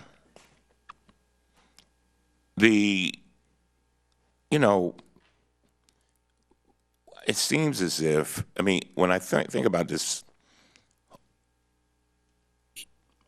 effort that we're making,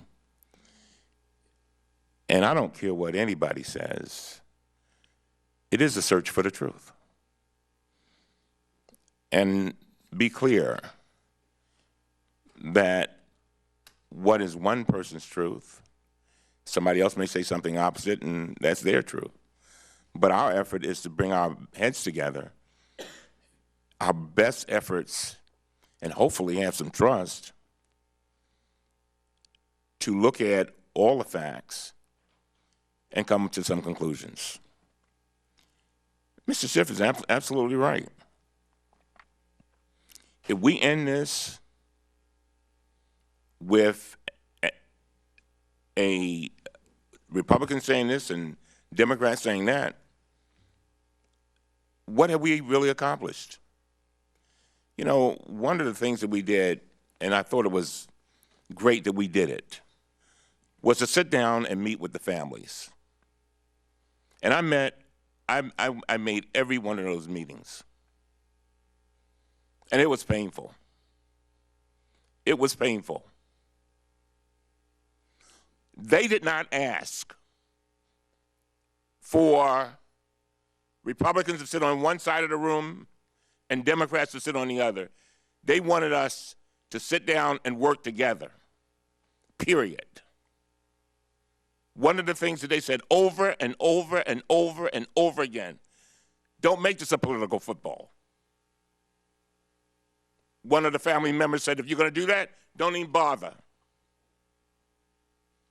They talked about how they wanted closure. They talked about how they wanted us to truly work together.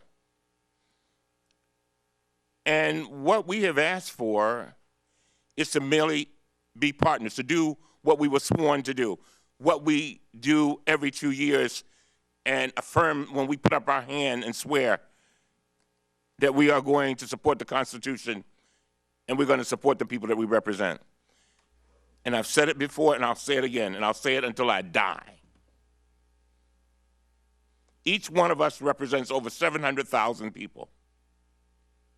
And all of us have value. All of us bring something to the table. And so it should not be about the gotcha moment. It should be about the big picture moment. It should be about how do we make sure that this does not happen again. And, as I listened to a lot of the discussion, there was an issue of the question of whether the Democrats had put forth witnesses, and the fact is that we need a scope, we need an idea of what we are going after, and I wouldn't even be here, wouldn't even be talking about this if we didn't already have 8 reports. And we talk about austerity, but damn it, we've got a situation where millions of American taxpayers' dollars have been paid for these reports. We've had members of Congress that have been paid to sit in hearings. We have staff members that have produced these reports, and some of them are bipartisan. Some of them are bipartisan. And so when the Democrats on this committee, while we were waiting for things to move forward, we got our staff involved, and we created something that answers questions. And it's not, contrary to what the chairman has said in writing, we weren't trying to, we didn't say that these are things that, we were not judging the facts. We just went to the sworn testimony. We went to the various documents from various hearings, documents that had been presented, and just the very questions that had been asked. The main questions, we just presented the documents, just the facts, ma'am.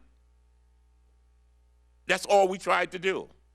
And then we said, now that we've done that, now that we've got that, let's see what it is that we can work together on if there is something that has not been answered. Just want some scope. And we've been asking for scope. So, Mr. Rubin, you talked about priorities. The chairman basically lays out, as I understand it, basically what he wants. Have you been given priorities? Thank you, Mr. Cummings. We have been given priorities, which is to ensure that in the immediate term that we provide additional documents related to specific search for former Secretary Clinton as the top priority, and that in second priority that the 4 DS agents that we work to help secure interviews. And how did that come about? In other words, how did it come about that there was a list of priorities? How did that happen? And why did it happen? It was initiated through the continual contact and communications between staff and committee and our officials, our personnel at State, including with the letters on December 4th and at the end of November, I think November 18th as well, that laid out those questions. And then through engagement with staff, it got refined. And see, this is the thing. That's why we need to have an idea of where we're going.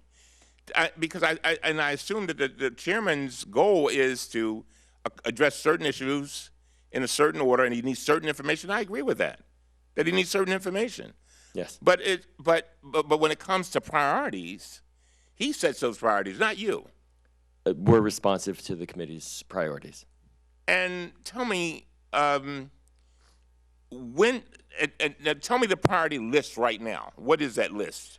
Number one. It is number one. It is the production of documents that were requested regarding former officials, and the top of the list again was former Secretary Clinton. Number two is the interviews of the 4 diplomatic security agents that we referenced. Those have been the ones that have been clearly communicated. That's not to say that the other requests are forgotten. That's not it at all. What it is to say that those are the issues, those are the items that we have worked most diligently on, and we will be. We have good story here, and that we are producing within several days. We will begin producing to the committee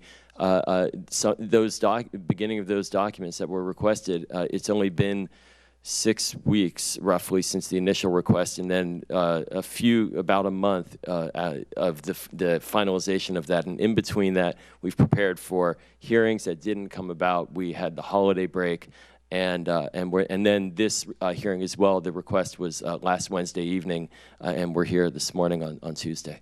I just emphasize as I close that we have got to, it's just not common ground. We got to move to higher ground. That's what these families deserve.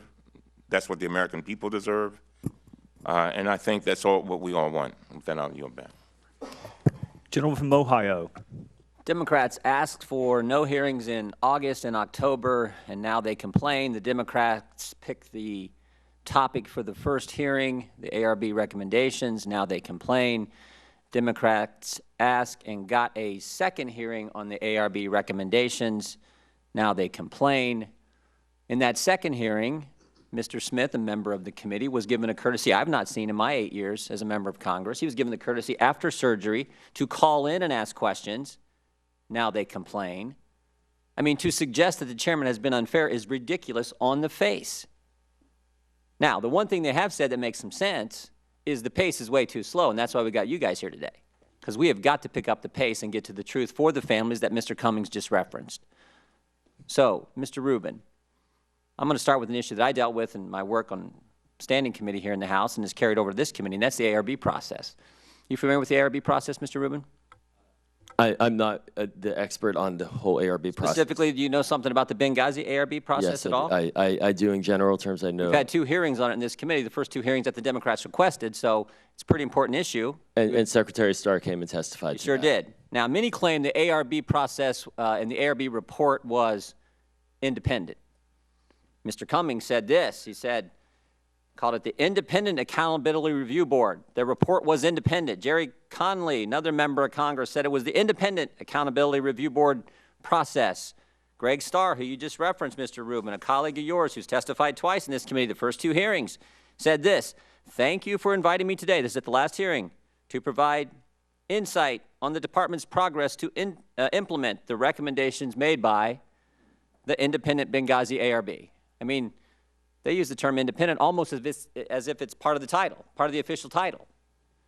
Now, I think there are problems with that claim. Secretary Clinton picked 4 of the 5 members of the board, of this so-called independent board. Secretary Clinton was never interviewed by this so-called independent board. Cheryl Mills, her chief of staff, wasn't interviewed by this so-called independent board.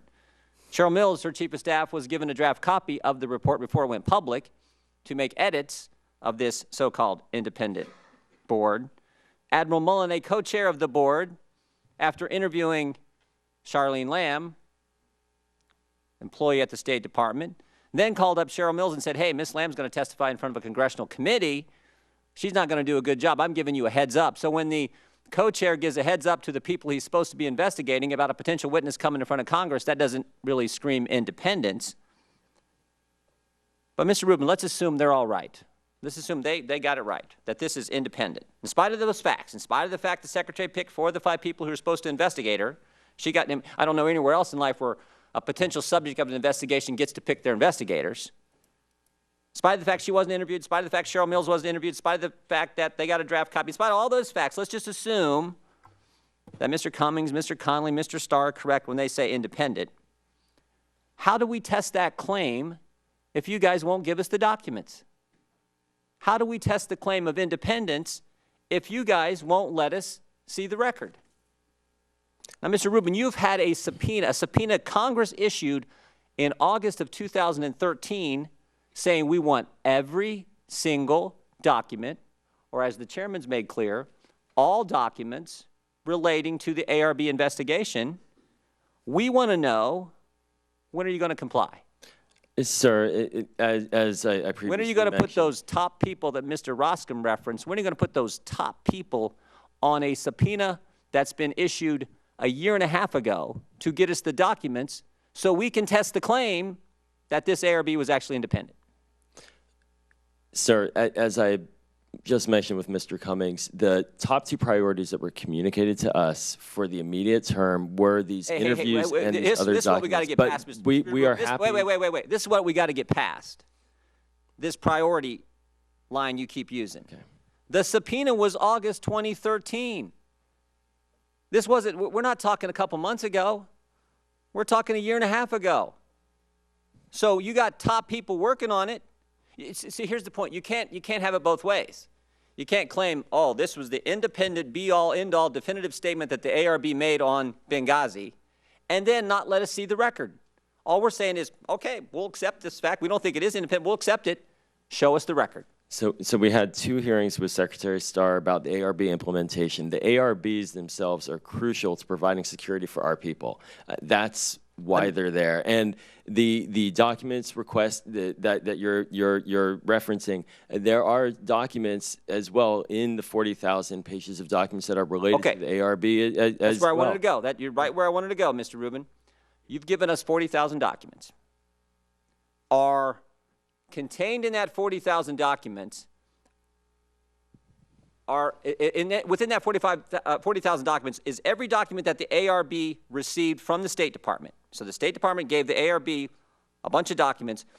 Are everything the ARB had contained in that 40,000? I have not read all 40,000. No, I'm not telling you. I don't expect you've read them. I don't want to misstate that. Have we received everything the ARB received? Again, simple sir, question. I did not draft the ARB, and I have not read all 40,000 pages. I'm here to convey to the House, to the committee, what it is that we're working on. And so the The So documents, that's not this is something a I'd simple be able question. to This state is the key question. The documents the ARB got from the State Department, are they in the 40,000 that we now have? Every single thing that the ARB got from the State Department, are they in the 40,000 documents we now have? Yes or no? The document Well, request. You can say I don't know. The document request was related more broadly to an overall search for documents from the State Department. Now, as far as the ARB investigation, it's important to also recognize that ARBs over time need to stand the independence, as you've cited, and that is for the security of our personnel. There's two components to the subpoena. There's what I was just talking about. Does this committee now have everything that the State Department gave to the Accountability Review Board? That's question one. Question two is the notes, the records, the files, the interview notes, everything that the ARB compiled in their investigation, we want those too. Does this committee have those notes, records, and files that the 5-member ARB panel had? Do we have that information? Again, I cannot tell you specifically every single document has been in there, but again, if the committee tells us that is in their priority sequencing, the number one thing. We don't have to tell you that. I'm happy to convey that back and have us move on that. Mr. Rubin, you familiar with the statute? About the statute pertaining that created the ARB? It says this. 1986, yeah. Records pertaining to administrative proceedings under the ARB process shall be separated, shall, not may, shall be separated from all other records of the Department of State and shall be maintained. So here's the point. You should have a file already with everything nicely and neatly organized of all the documents that the State Department gave the ARB and all the notes, files, and records that the ARB compiled in their investigation, when they did the interviews, how many people they interviewed, did they interview them alone, did they do it in groups? You should have all that in a file. That should be the simplest thing in the world to hand over to us, and you haven't done it. And yet, everyone claims the ARB was independent. How can we test the claim when you won't give us what the statute requires? Separated, segregated file on what the ARB did, and you guys keep it. Part of the core integrity of the ARB. Do you have that file separated and segregated like the law, like the statute requires? Sir, the core integrity of the ARB is reliant upon discretion and the ability of the people to be open. These questions are so simple. Is there a segregated file like the ARB statute requires? Do you have that separated, segregated, ready to hand over to us at a long time ago, frankly, but do you have it separated and segregated? I'd have to go and ask our experts about that. This is amazing. I'm the liaison. You were invited to come here today to tell us about the documents. The statute says you're supposed to have them separated and segregated, ready to maintaining those, and you don't even know if you have them and can't give them to us? No, I'm not saying that. I'm saying that I'm going to get our experts. You're saying you don't know. I got to help that answer. Convey that. One last. I want to get you the proper information. One last thing, Mr. Chairman. In the article you wrote 1 month after 4 Americans were tragically killed, one of them a friend of yours and a great ambassador. In the article you wrote that Mr. Rostam cited earlier, you talked about not rushing to judgment, and you specifically said we should wait to get all the facts out. Direct quote from your guest blogger column. And here's the irony. Wait to get all the facts. You said wait to get all the facts, and now you're the guy who can give us the facts. You're the guy who should have the ARB file separate, segregated, ready to hand over, and you guys won't do it. After you said that a month after this tragedy, and now this should be ready to give over to us, and the State Department saying, well, keep prioritizing. We got top people on it. Keep getting in line. We're working with you. We promise we'll work with you. We're going to get to it someday, sometime, somehow. It's not going to fly, Mr. Sir, we've been proactive with the committee. We have provided briefings that the committee didn't request, and we're always open to, as I stated earlier, was a year and a half ago. I don't know how you can say you've been proactive and helpful when you won't even comply with the statute and give us what the law requires you to give us and have it segregated and separated for us. And, oh, by the way, claim independence in the process. Mr. Chairman, I yield back. I thank the gentleman from Ohio. Mr. Rubin and Mr. Higgins, I think both of you have something in common with every member of the committee, which is a deep and abiding respect for the 4 people who gave their lives for this country. So I think that you share our desire to do what the House instructed us to do. And You'll note the Department of Justice is not at the table. You made reference, Mr. Rubin, to the Department of Justice. Ms. Sanchez made reference to the Department of Justice, and I asked her to yield time so I could clarify that, and she's well within her rights not to do so. The Department of Justice did write us a letter, and we met with them. And we addressed the concerns that they had about protecting the integrity of their prosecution, which I can assure you, given my former line of work, I want them to be wildly successful with their prosecution. So I would never do anything to jeopardize that. We met, we discussed it, we worked out the issues. They're not at the table. That's why they're not at the table. I don't enjoy these hearings. I'd rather have a hearing about substance, not about process. I don't want another hearing like this. But when my colleagues are complaining about the pace, and I've got colleagues on this side, which I never thought I would ever hear in my life, that I am too polite. I never thought I would hear that. I hope my three sisters are watching. We're going to have to ratchet it up. And if the letters don't work, then we're going to have to resort to a more formal legal process, because I want this concluded. And I will note, I don't think any of my colleagues on the other side of the aisle have had an opportunity to highlight this point yet, but I'm sure that they would agree with me. There's not been a single leak of anything that either of you have provided to us. There's not been a single selective release of information. Not one. So the people on this committee take their responsibility seriously. This is not a political exercise for us. Most of the people who asked me about Benghazi, I could not tell you their political ideation, if they have one. They just want to know what happened. And I intend to tell them, and I intend to tell them sooner rather than later. So the letters haven't worked, and the Southern politeness has not worked. We're going to ratchet it up, because I need access to the documents and the witnesses, and we need to be able to conclude our work. With that, Would Chairman yield? Certainly. Just for one question. You know, as I listened a few moments ago to the last questioner, I just want to make sure that consistent with what you just said, us getting the job done, that apparently there are priorities that are being set. And I want to make sure that they have the proper instructions. I mean, on the one hand, we have some members saying, give them everything and don't worry about priorities. But on the other hand, they say that you've set certain priorities. And I want to make sure that they are clear as to the marching orders, that's all. Well, that's a great question, Mr. Cummings. And in a perfect world, when people ask you for priorities, that's exactly what they want. They want to know what your priorities are, because they intend on complying with all of your requests. They just want to know, what are we going to do tomorrow, and what are we going to do the next day, and what are we going to do the next day. After a year and a half of waiting on compliance with a subpoena, the argument that we need priorities just rings a little bit hollow. And if I were to tell you, I want you to prioritize Mr. Cummings' emails, then someone is going to spin that into we don't care about the other people's emails. We're just obsessed with the gentleman from Maryland. Don't care about any other witness. So I'm not going to fall for that. I'm not going to fall for the trick of telling you what's really important. It's all important. That's why the word all is in the resolution.